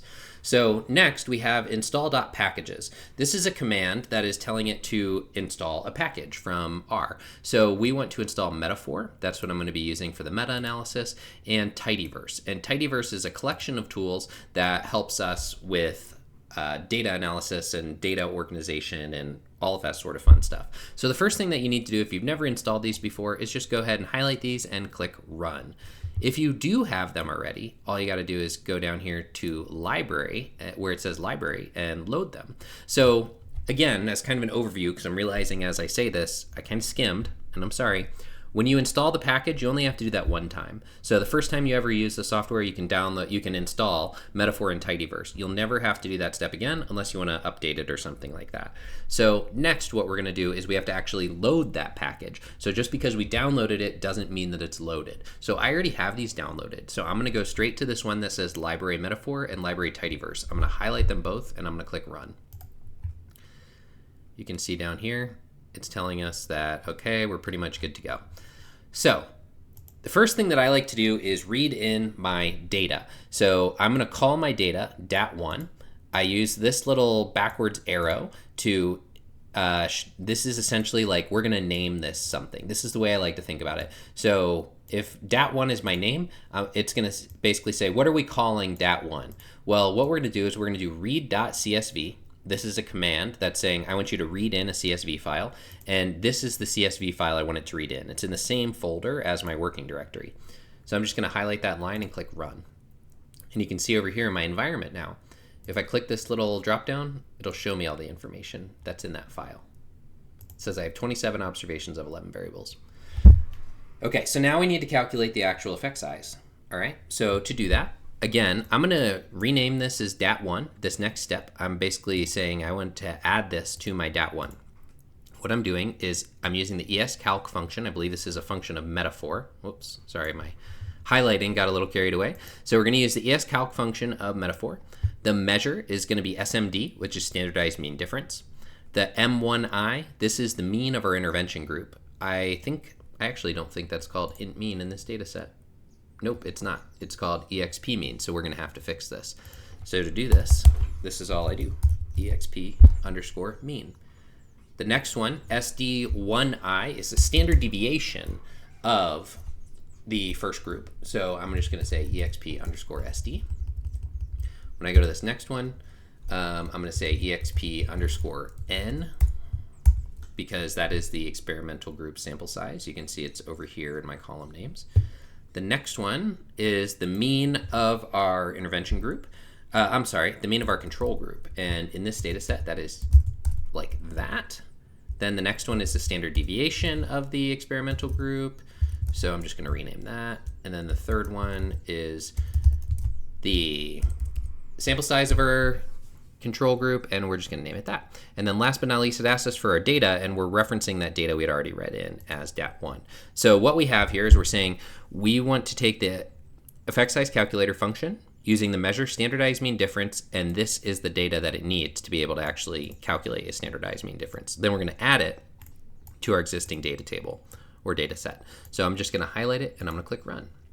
So now you can see it replaced dat1, but now we have 13 variables instead of 12, or instead of 11. And if we go down to the bottom, we can see the new ones are yi, that's our effect size, and vi, that's the variance for our effect size. Those were not there before. That's what we just calculated. So if we want to actually display this data set, we can just put dat1, highlight it, and click Run, and it's going to show us the data set down here. And you can see we have yi and vi here for each one of these effect sizes.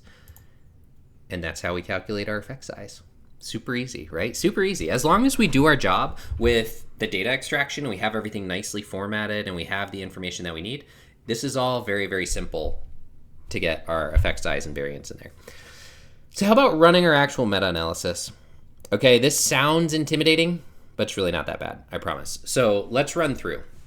So if you remember, the beginning of each one is the name, or I shouldn't say of each one. The beginning of this, when we have this backwards arrow, the beginning of this is what are we going to call it? I'm going to call this overall result. And then my command is RMA. This is going to be a random effects meta-analysis. We're going to do YI is our effect size, VI is our variance for our effect size, and the data is DAT1, which we have over here. And then we want to display the results. So to run this, all I got to do, highlight, click run. Okay, and so when we look at this, we now have some absolutely beautiful results down here. We have our meta-analysis results. We can say it's a random effects model. We have 27 effect sizes, and we used REML, which is restricted maximum likelihood estimation. So this is the default. This is also the recommended. So then we have our tau squared, our tau, our I squared, our H squared, our Q test, and our model results. So there is one thing that I want to show you, okay? So let me get this open and we will talk about it. Okay, so here we are in the metaphor documentation, and this is the recommended best practices that Wolfgang has put together for us. So by default, the test is going to use a z-test, okay? So long story short, I'm going to include the link in the description to this page so you can read it yourself. But long story short, there's a method developed by Hartung et al., and it's a different test. Okay, and it's going to give us a little bit more accurate answer. And so if we want to use this instead, all we have to do is copy paste this test command, and then when we go back here, we can just add this in to our code like so. And so here's what I want to show you, okay? So when we're looking down here right now, we have our test for heterogeneity, that's Q, and our overall estimate is 0.61. So let's run this again. We're actually going to overwrite. Okay, and it's looking like it's similar, right? It's actually identical. And so it did not make any difference for this overall effect. But the reason I'm going to keep it in there is for completeness, because it will influence things when we get farther along. So actually, here's what I'm going to say. I wanted to show you this because it is important. It didn't change this particular test result, but it will change a result later. So I'm going to take this back out because it is the default to not use that. It's the default to use the z-test, and that's what people have used for a long time, and that's what many other software programs use, that z-test. So I'm going to leave it like that, but I did want you to see how easy it is to change that, should that be something that you want to change. So let's interpret these results, okay? This is saying that our overall effect size, and this is a standardized mean difference, or Hedges G, is 0.61, and it is statistically significant. If we look here, it's less than 0.05. So we have a moderate to strong effect, and it is statistically significant. Great. Looking at our confidence interval, it ranges from about 0.39 up to 0.84, so that's interesting. Test for heterogeneity, we can see we do have some heterogeneity here. Our p-value is statistically significant. So now let's take a look up at the I squared to find out what we're really looking at. And it looks like we have about 73%, so that would be considered right up there around high. So we already know that we're probably going to do some moderator analysis. And when we start looking at tau squared, we can see that the heterogeneity is 0.24. And when we think about that in terms of a Hedges G, 0.24 is a small effect size. So we have some good context here and a good starting point, right? We know that we have a significant effect, and we know that we have some heterogeneity within our sample. So what you might want to do next is create a forest plot. And we can do that with this forest.rma. So what we're saying is we want to create a forest plot. This is the command to create a forest plot. We are using the overall result as the data that it's going to be referencing. This is telling it one of the labels, a study column label, and we are going to say we want to use the study author column, and we want it to actually say study. So let's run this and see what it looks like. All right, wonderful. So you can see here we have our forest plot, and you can see down here it's got our random effects model. We have our little diamond for our overall effect size. We have our overall effect size listed here on the right with our confidence interval, and we have the effect size and confidence interval for each of these studies with the relevant information. Very simple, right? Like it's not that hard. Where this is hard is when you are starting from zero and you have nobody to help you learn how to do these codes, right? But as soon as you see some of the examples, it makes it so much more approachable. So I'm just going to erase this force plot real quick, and just because I find it distracting as I'm trying to work on other things. So the next thing that I want to do is I want to look for outliers in influential studies, okay? So to do this, we have this little piece of code that says influence, that's actually a command with metaphor, and we want to do influence of the overall result. So I'm just going to highlight this, I'm going to click run, and we get a wonderful table. So what do we have? Long story short, we have a bunch of different statistics. I'm not going to go through all of them right now, but what I do want to point out is at the end here, we have this column inf, and this 1 has an asterisk. So this asterisk tells me that this is a potentially influential study, statistically significant influential study, okay? We can see that the R student here is considerably higher than the others, and yeah, it's influential. So what do we do with this, all right? Well, as we mentioned during the lecture on influence and outliers, the first thing that I would want to do is re-examine my data. In this case, I'm going to say the data was entered accurately. Next, I would look at the study, and I would say, is this study notably different or methodologically flawed or anything like that that would rationalize removing it from the analysis? In this case, I'm going to say no. I am going to say the study was run well. It's not notably different. This is a valid effect size. For that reason, I personally would leave it in my analysis as of now. So what I'm going to do is when we get to the writing stage, we need to acknowledge that this is a statistically influential study, and we need to talk about why we decided to retain it in our analysis. So that said, we know we have an influential study. We're going to make a note of it, but we're not actually going to change anything. So the next thing that I would typically do is I would go into a moderator analysis. So up here, you can see I have a categorical moderator example. So the moderator test, there's something that I want to point out here, okay? There's this Q statistic, and the Q statistic is also known as a test of moderators in metaphor, and there are 2 of them. They're called the same thing, but they are different, okay? This is really, really important because you don't want to mess this up. Let's run this first example. I'm going to walk you through what it says, okay? So mod.grade Q, that's what I'm going to call this. We're going to do a random effects meta-analysis. We're going to use our effect size of yi, our effect size variance of vi. For our moderators, we put mods equal and then our tilde, and then we're going to tell it that this is a factor because this is a categorical moderator, okay? So we need to tell it that this is a categorical moderator. So we're going to say factor, and then we're going to put the name of the column in our data set, which was grade range. Okay, and just as a reminder, I'm going to show you over here on the right. You see it says grade range, and then it's got a number of different categories. Okay, then the data, we're just telling it it's all in DAT1, and then we're going to display the data by putting in the name of the code. So let's go ahead and run this. Okay, so here's what I want to show you, all right? Down here, first thing I always look at with a moderator analysis is the test of moderators. Here it is a QM test. It is not statistically significant. The next thing I want to point out, this model has the intercept. So what this is telling us is there are not statistically significant differences between levels of the moderator. So what I mean by a level is like grades K through 5 versus not stated versus other. So this is not a statistically significant moderator. When we look at residual heterogeneity, we can see that this is kind of reiterated, right? Because we can see that this is statistically significant. So we know there's something other than this moderator that's explaining some of the variance in our sample significantly. So what do we do from here? Well, we would first of all write down this QM test. This is really important. And I have some code here. I'm not actually going to run this, but you can see it has save the QM test and write it into a text file. So if we were to highlight all of this code, it would do that. I'm not going to read through all that right now because I don't think that's a great use of time for the video, especially because this video is already so long.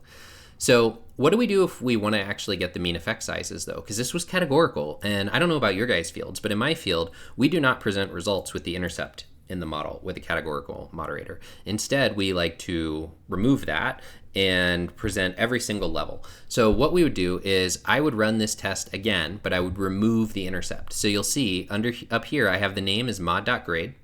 That's what the name is going to be. I'm doing that same code where I say run a meta-analysis with yi as my effect size, vi as the variance of the effect size. My mods, I have the tilde, I have factor still, but look, this is the new piece, and this is critically important. This -1, that removes the intercept from the model, okay? So let's run this, and I want to compare. First and foremost, this test of moderators is different. Do not misinterpret this. Please, do not misinterpret this.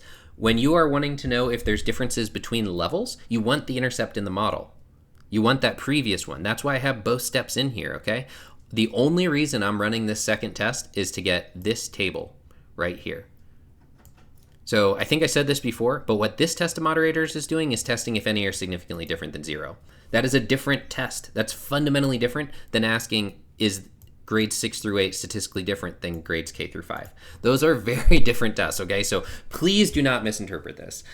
I know they're called the same thing, and I know that's confusing, and I'm sorry, but that's just the way it is. So we have to do both steps. First, we run it with the intercept so we can look at that test of moderators and see if there's statistically significant differences between levels.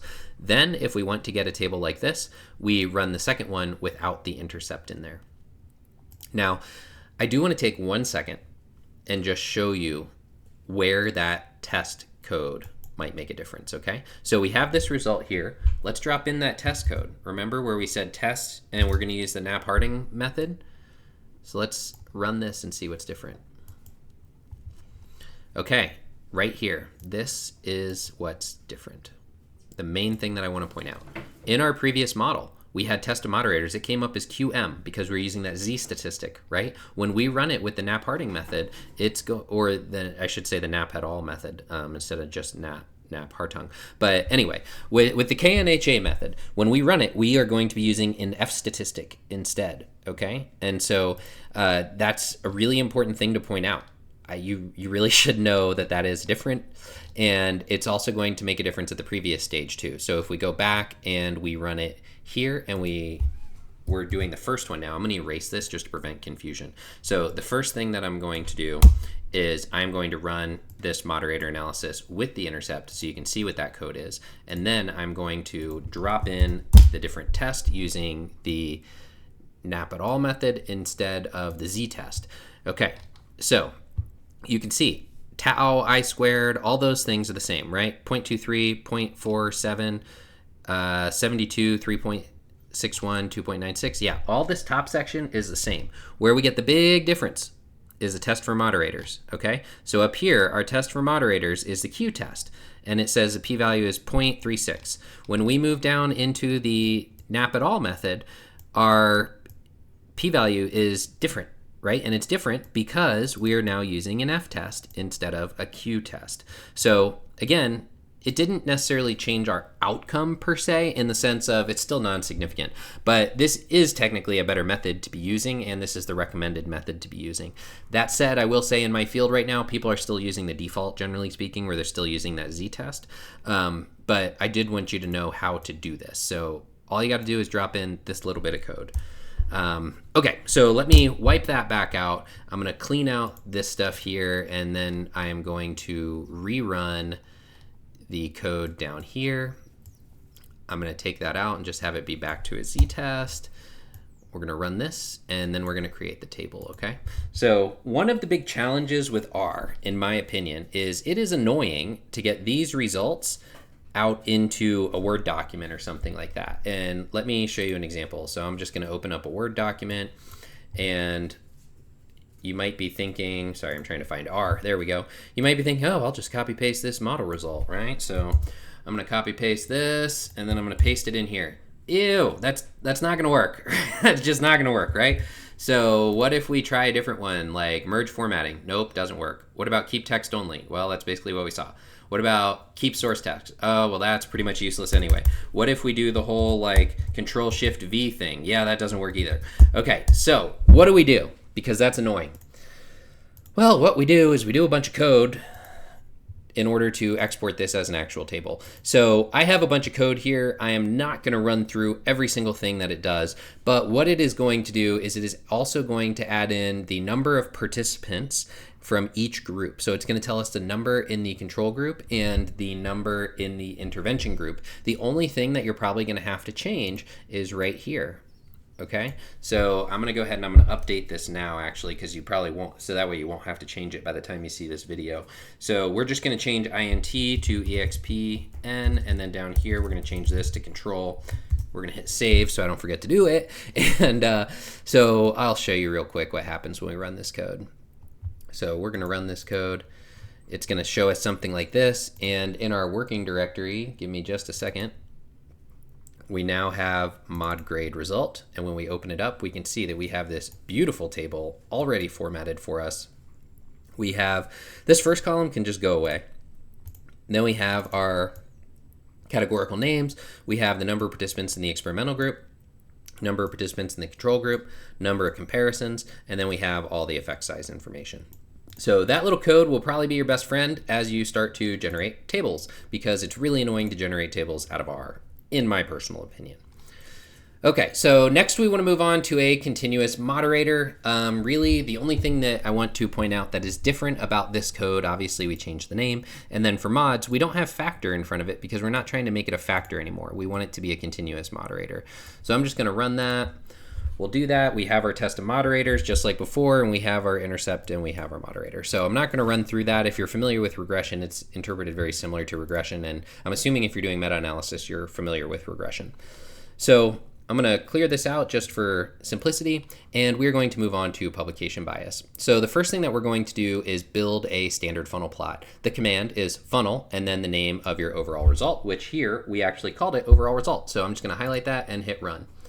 So as you can see over here on the right, we have our funnel. One thing that is nice is we have this export button, so we can save this as an image. Okay, next, trim and fill, which is one of my personal favorites. So we're going to call it trim and fill. We're going to say do trim fill analysis with this result, and then we want to display it. So we're just going to highlight that and click run. So a couple cool things here.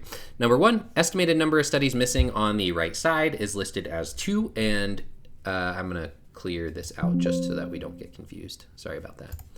Okay, so right now I only ran the actual statistical test, which is what we see here. So we have the number of missing studies on the right. It's saying there's 2. It reruns our meta-analysis, imputing those 2 studies, and you can see it would change our overall result to 0.67 if those 2 studies were there. Remember, our overall result earlier was like 0.61 or 0.62.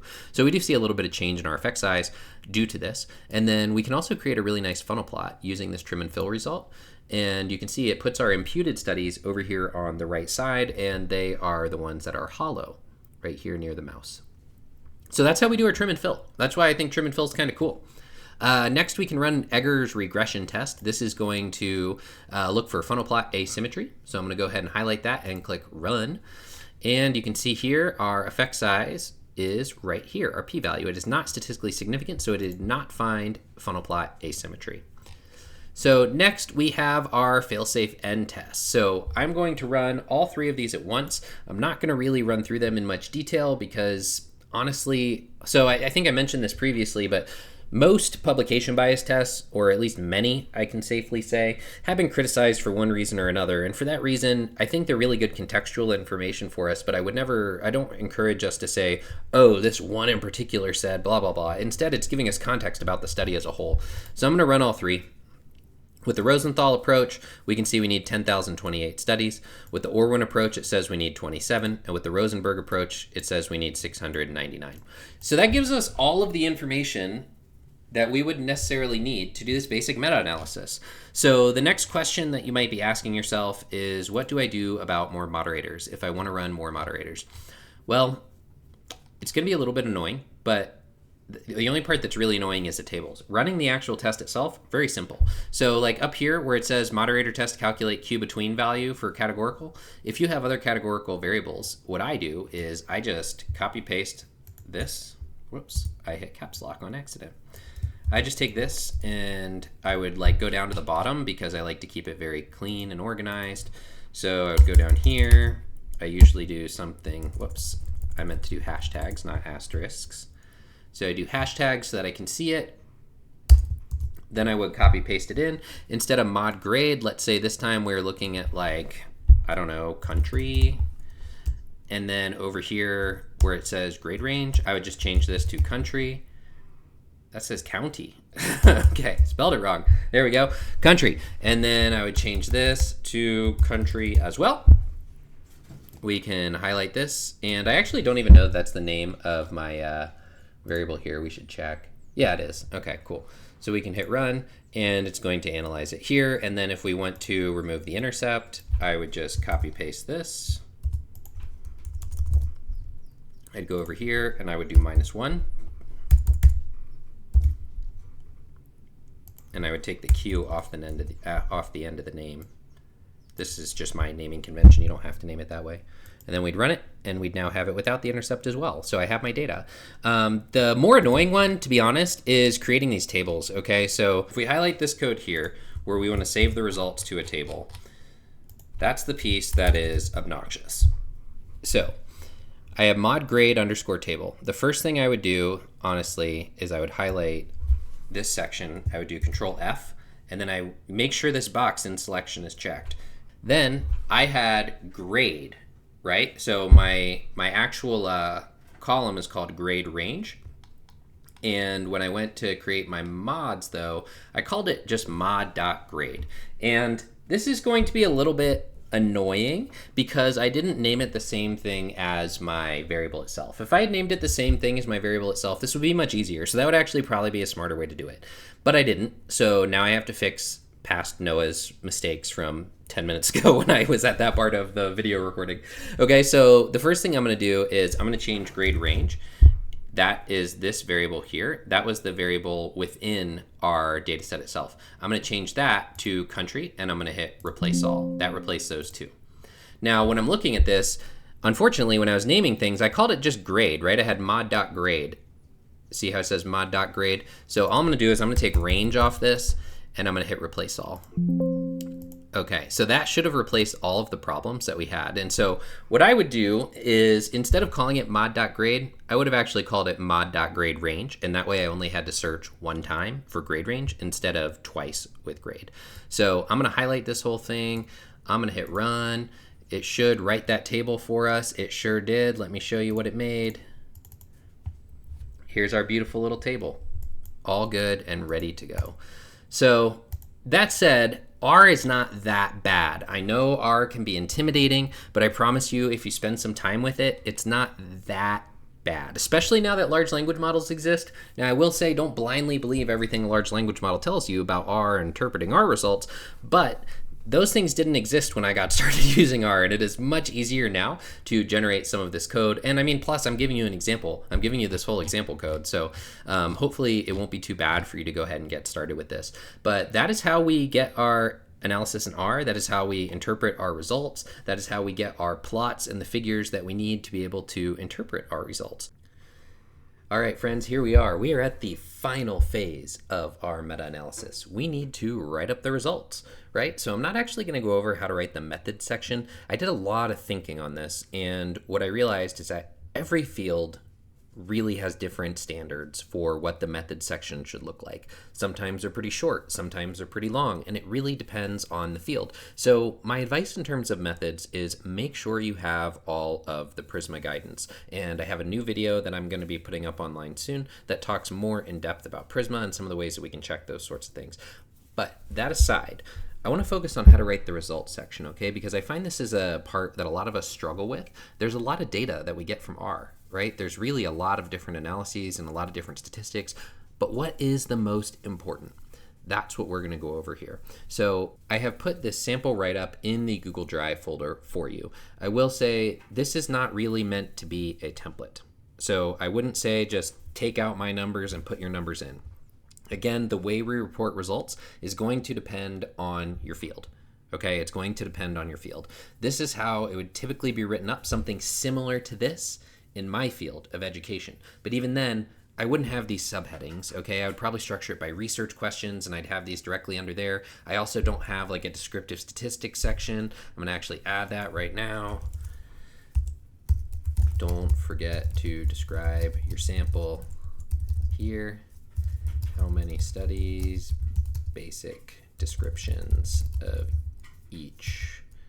For example, how many were journal articles versus dissertations, etc. Okay, so in this first section, I would typically start off my results with just some background. So I would say, actually this sentence here, or this part of the sentence would probably go up there. We analyzed a total of 27 effect sizes from 20 studies. I would say something like they were published between blah, blah, blah, and blah, blah, blah, with most studies being more relevant to whatever day. You know, I basically have a nice descriptive section to help set the stage for the rest of the analysis. So depending upon your field, that may or may not be normal. And depending upon your field, what you include in that descriptive section is going to vary. So let's move on to the actual results themselves, okay? So the first thing that's really important to highlight, we did a random effects meta-analysis. We need to draw attention to that here, and so we want to say we conducted a random effects meta-analysis. Then I like to remind the reader of what the meta-analysis was directly comparing. In this case, it was the impacts of learning with a pedagogical agent compared to without a pedagogical agent. Then I make sure I give my effect size. So in this, and I also like to point out in the writing if it's statistically significant or not. Again, this is probably going to depend on the field if you should say in the writing if it was significant or not, as opposed to just providing the value. But in my field, I would typically say this was statistically significant, and I would provide the value something like this.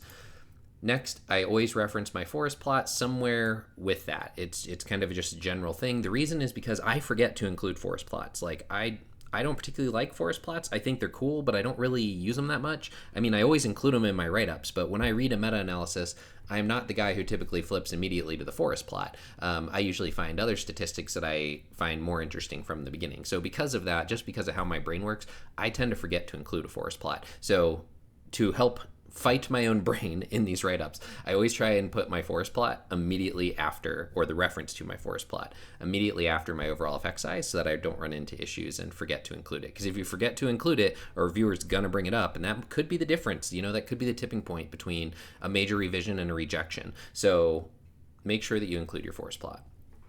So after that, I like to talk about one of two things. I either talk about heterogeneity next, which I have down here, or I talk about outliers and influence. Now, I decided in this sample write-up to talk about outliers and influence first. And the reason I did that is because if we were going to have to change numbers in the analysis, then it doesn't really matter what heterogeneity was in the beginning, because we'd be changing it and rerunning the analysis again, right? So here, this is the way that I wrote it up. Is I said we next checked the effect sizes that were outliers or significantly influential. We found one. I would typically cite what it was, and then I would say what my determining step was. So I would say in this case, after examining the study, it was not significantly different than others in the sample, and the effect size was retained in the analysis.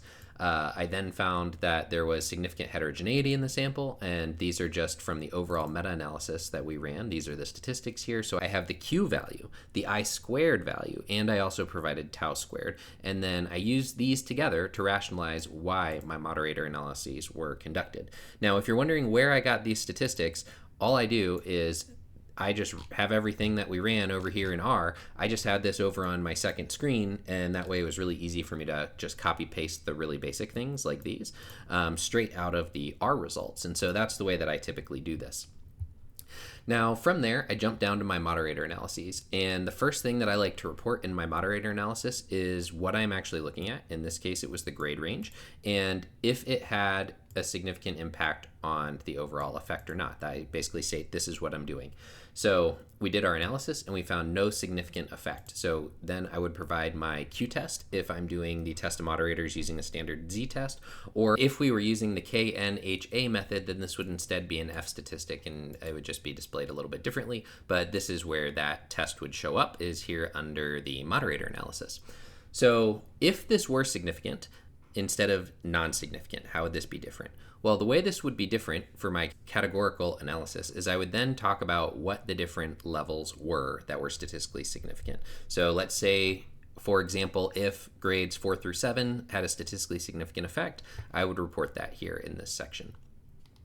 So after that, the last main thing that we need to talk about is publication bias. And if you remember, we ran a lot of different tests. So the way that I like to tell that story is I say we first looked at the funnel plot for asymmetry, and we found that it was largely symmetrical. I referenced the figure. Then Egger's regression test for funnel plot asymmetry is what I talk about next, And if you're wondering why, it's because it's talking about the same thing, right? We're talking about funnel plot asymmetry that we visually observe, and then we're talking about one that we statistically observe. So I report that next. Then I talk about the trim and fill, again, because this is talking about that funnel plot largely, right? So this revealed that 2 studies could be imputed on the right side of the funnel, and I refer to that reference. And then I want to interpret that, right? So I said imputing these, imputing these studies would have only a small effect on the overall meta-analytic effect size, with the effect changing to 0.68 with the studies imputed. This is a change of only g equals 0.07. And so I like to point that out just so that people can see how much this changes without having to go scroll back through the results. Nobody wants to go scroll back through the results. So I like to specify how much that change was. And then finally, my personal preference is I don't really like the fail-safe end tests. They're not my favorite tests in the world. So I always report them last, and I usually try and say very little about them. Why? Just because I don't prefer them. And there's no real reason. I mean, like I think I mentioned in previous parts of this workshop that pretty much all publication bias tests have been criticized for one reason or another, and that's probably the same for the fail-safe end test too. I'm going to be honest with you, I'm not super close to literature on why each individual test has been criticized. It's not something that I really find a lot of enjoyment in reading. I just kind of get the high-level idea that, okay, that one's not perfect, that one's not perfect, that one's not perfect. Okay, so let's move on. And that's why I look at all of these as contextual. So here, what I'm looking for, generally speaking, is making sure that it's not saying like an n of 1 on my fail-safe end test, like saying that it's really, really easy to change your overall result. So I really just kind of have a one-liner about the fail-safe end test here, because the point that I really want to make in the end is what does all of this mean together, right? For me, that's the critical part of this story, that is telling the story from we examined publication bias. We looked at it from a number of different perspectives. In this case, we used 6, right? So look at funnel plot, regression test, trim and fill. Yeah, we use 6 different tests to check for publication bias. So what does this mean together, right? Well, basically ours were all pretty consistent. So overall, the results of these analyses imply that publication bias does not appear to be a significant concern in this particular study or in this particular sample. Then, of course, I have included the table. So this was the moderator table that we printed out from R. And if I were reporting a meta-analysis like I would normally do, where there would be multiple moderators, I would group them into like sections and then either have one giant table or build them into categories. Like let's say there's 3 about the virtual characters design. I would have all 3 of those moderator analyses in a table somewhat like this. And I know I didn't polish the look of this table. I'm sorry, honestly, it was pure laziness on my part. But this is another one of those things where it's like, yeah, it was pure laziness on my part. But on the other hand, every field makes tables differently, and every field has a different way they like to describe tables and show tables and blah, blah, blah. So like in my field, what I would typically do is I would underline this section here just to separate the titles of the columns from the rest. In case you're wondering what these columns are, the first one is NEXP. This is the sample size of the experimental group. Next, we have N control. This is the sample size of the control group. K comparisons is the number of effect sizes that we compared for each one of these levels. Then we have our effect size, standard error of the effect size, z-value, p-value, and our lower and upper bounds of our 95% confidence interval. Now, I will say in my field, we would typically delete this z-value column. This is not frequently reported. And over here, we would generally, I think it's called concatenating, where we would bring these 2 separate columns into one column. So we would frequently see something like I'll just type it into a comment. In my field, these would typically be one column displayed as let's see, minus 0.02 comma 1.24 in brackets, something like that. So that's how we would write this typically in my field, but that's not a hard and fast rule. That's just partially preference, and the journal may have specifications on how they want you to do it. I've seen it reported both ways, but I typically will bring these 2 things together into one column simply because it takes up less space. So usually I find I'm really running into space issues with these moderator tables, and so combining those 2 together is one way that I can make it a little bit less wide of a table. So I have my table here, and then I have my figures afterwards. Whether or not you should embed these things directly in the text or at the end of the document, it's going to totally depend on your field and the journal that you're submitting to and their standards. So as you can see, I have the forest plot. I would normally make this much larger so that it's actually readable. And the other thing that I would do is before printing this final version of the forest plot, let me make this bigger so you can see what I'm talking about without having to squint at the screen. You see how I have like fixed labels, conventional and modified, blah, blah, blah. When these are just kind of sloppy names, right? And the reason these are just kind of sloppy right now is because that's how I have them formatted in my data set. But before I actually made this forest plot for my final journal article, I would clean those names up in my data set before I rendered this. So this was really just a quick rendering to put together this example for you guys, but know that like this is not how I would plan on displaying this in a journal publication. Like having this down here say fixed labels, like that was a reminder to myself that in my opinion, would look pretty unprofessional if I actually finished this, because it has nothing to do with the study and it was really just a note that I had put in there. So I would clean up those names and that naming convention in my CSV file before I rendered this final version for a publication. Next, I have my funnel plot, and finally I have my trim and fill plot, and I point out that there are the two imputed studies that are over here on the right-hand side. So as you can see, this makes it seem pretty easy, I think, where it's like, oh, you just include this, you just include this, you just include this. And like, yeah, honestly, generally it is. Oh, something I forgot to mention. Down here on your moderator analyses, if these are statistically significant, I would encourage you to report your residual heterogeneity as well. That's something that's not often reported in my field, and I do not really know why, but I think it's something that we should be reporting in my field. So if this were a statistically significant result, I would also report what the residual heterogeneity was for that particular test, just to give a little bit more context to the analysis itself. Okay, so what's the takeaway point here? Takeaway point is, generally speaking, result sections are really going to vary depending on your field. But there are a few things that I think are probably going to be in common. First and foremost, we always need to describe our sample. Okay, we need to talk about how many studies we found, a basic description so that the reader has some sense of a way to contextualize these results. Next, I always like to specify again, even though it should be clearly stated in the methods, I like to specify again that I conducted a random effects or fixed effects analysis. I'm always doing random effects, so I always end up writing random effects, but I'm sure there is a plausible reason to do a fixed effects analysis out there. It just doesn't happen very often in my field. So I always specify random effects or fixed effects again in my results, just to remind people. I always put my forest plot immediately after my overall effect size so that I do not forget to do it, because it's very easy to forget to do it.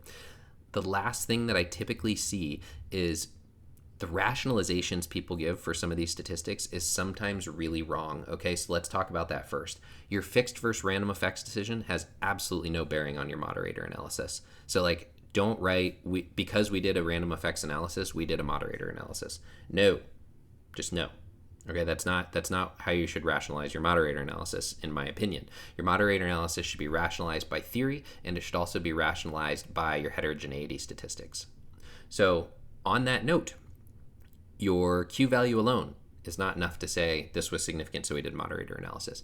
Your I-squared value, you're getting closer. But to me, it's really the context of the Q value and the I-squared value and your tau-squared values together that are going to help you empirically rationalize that you should have moderator analyses.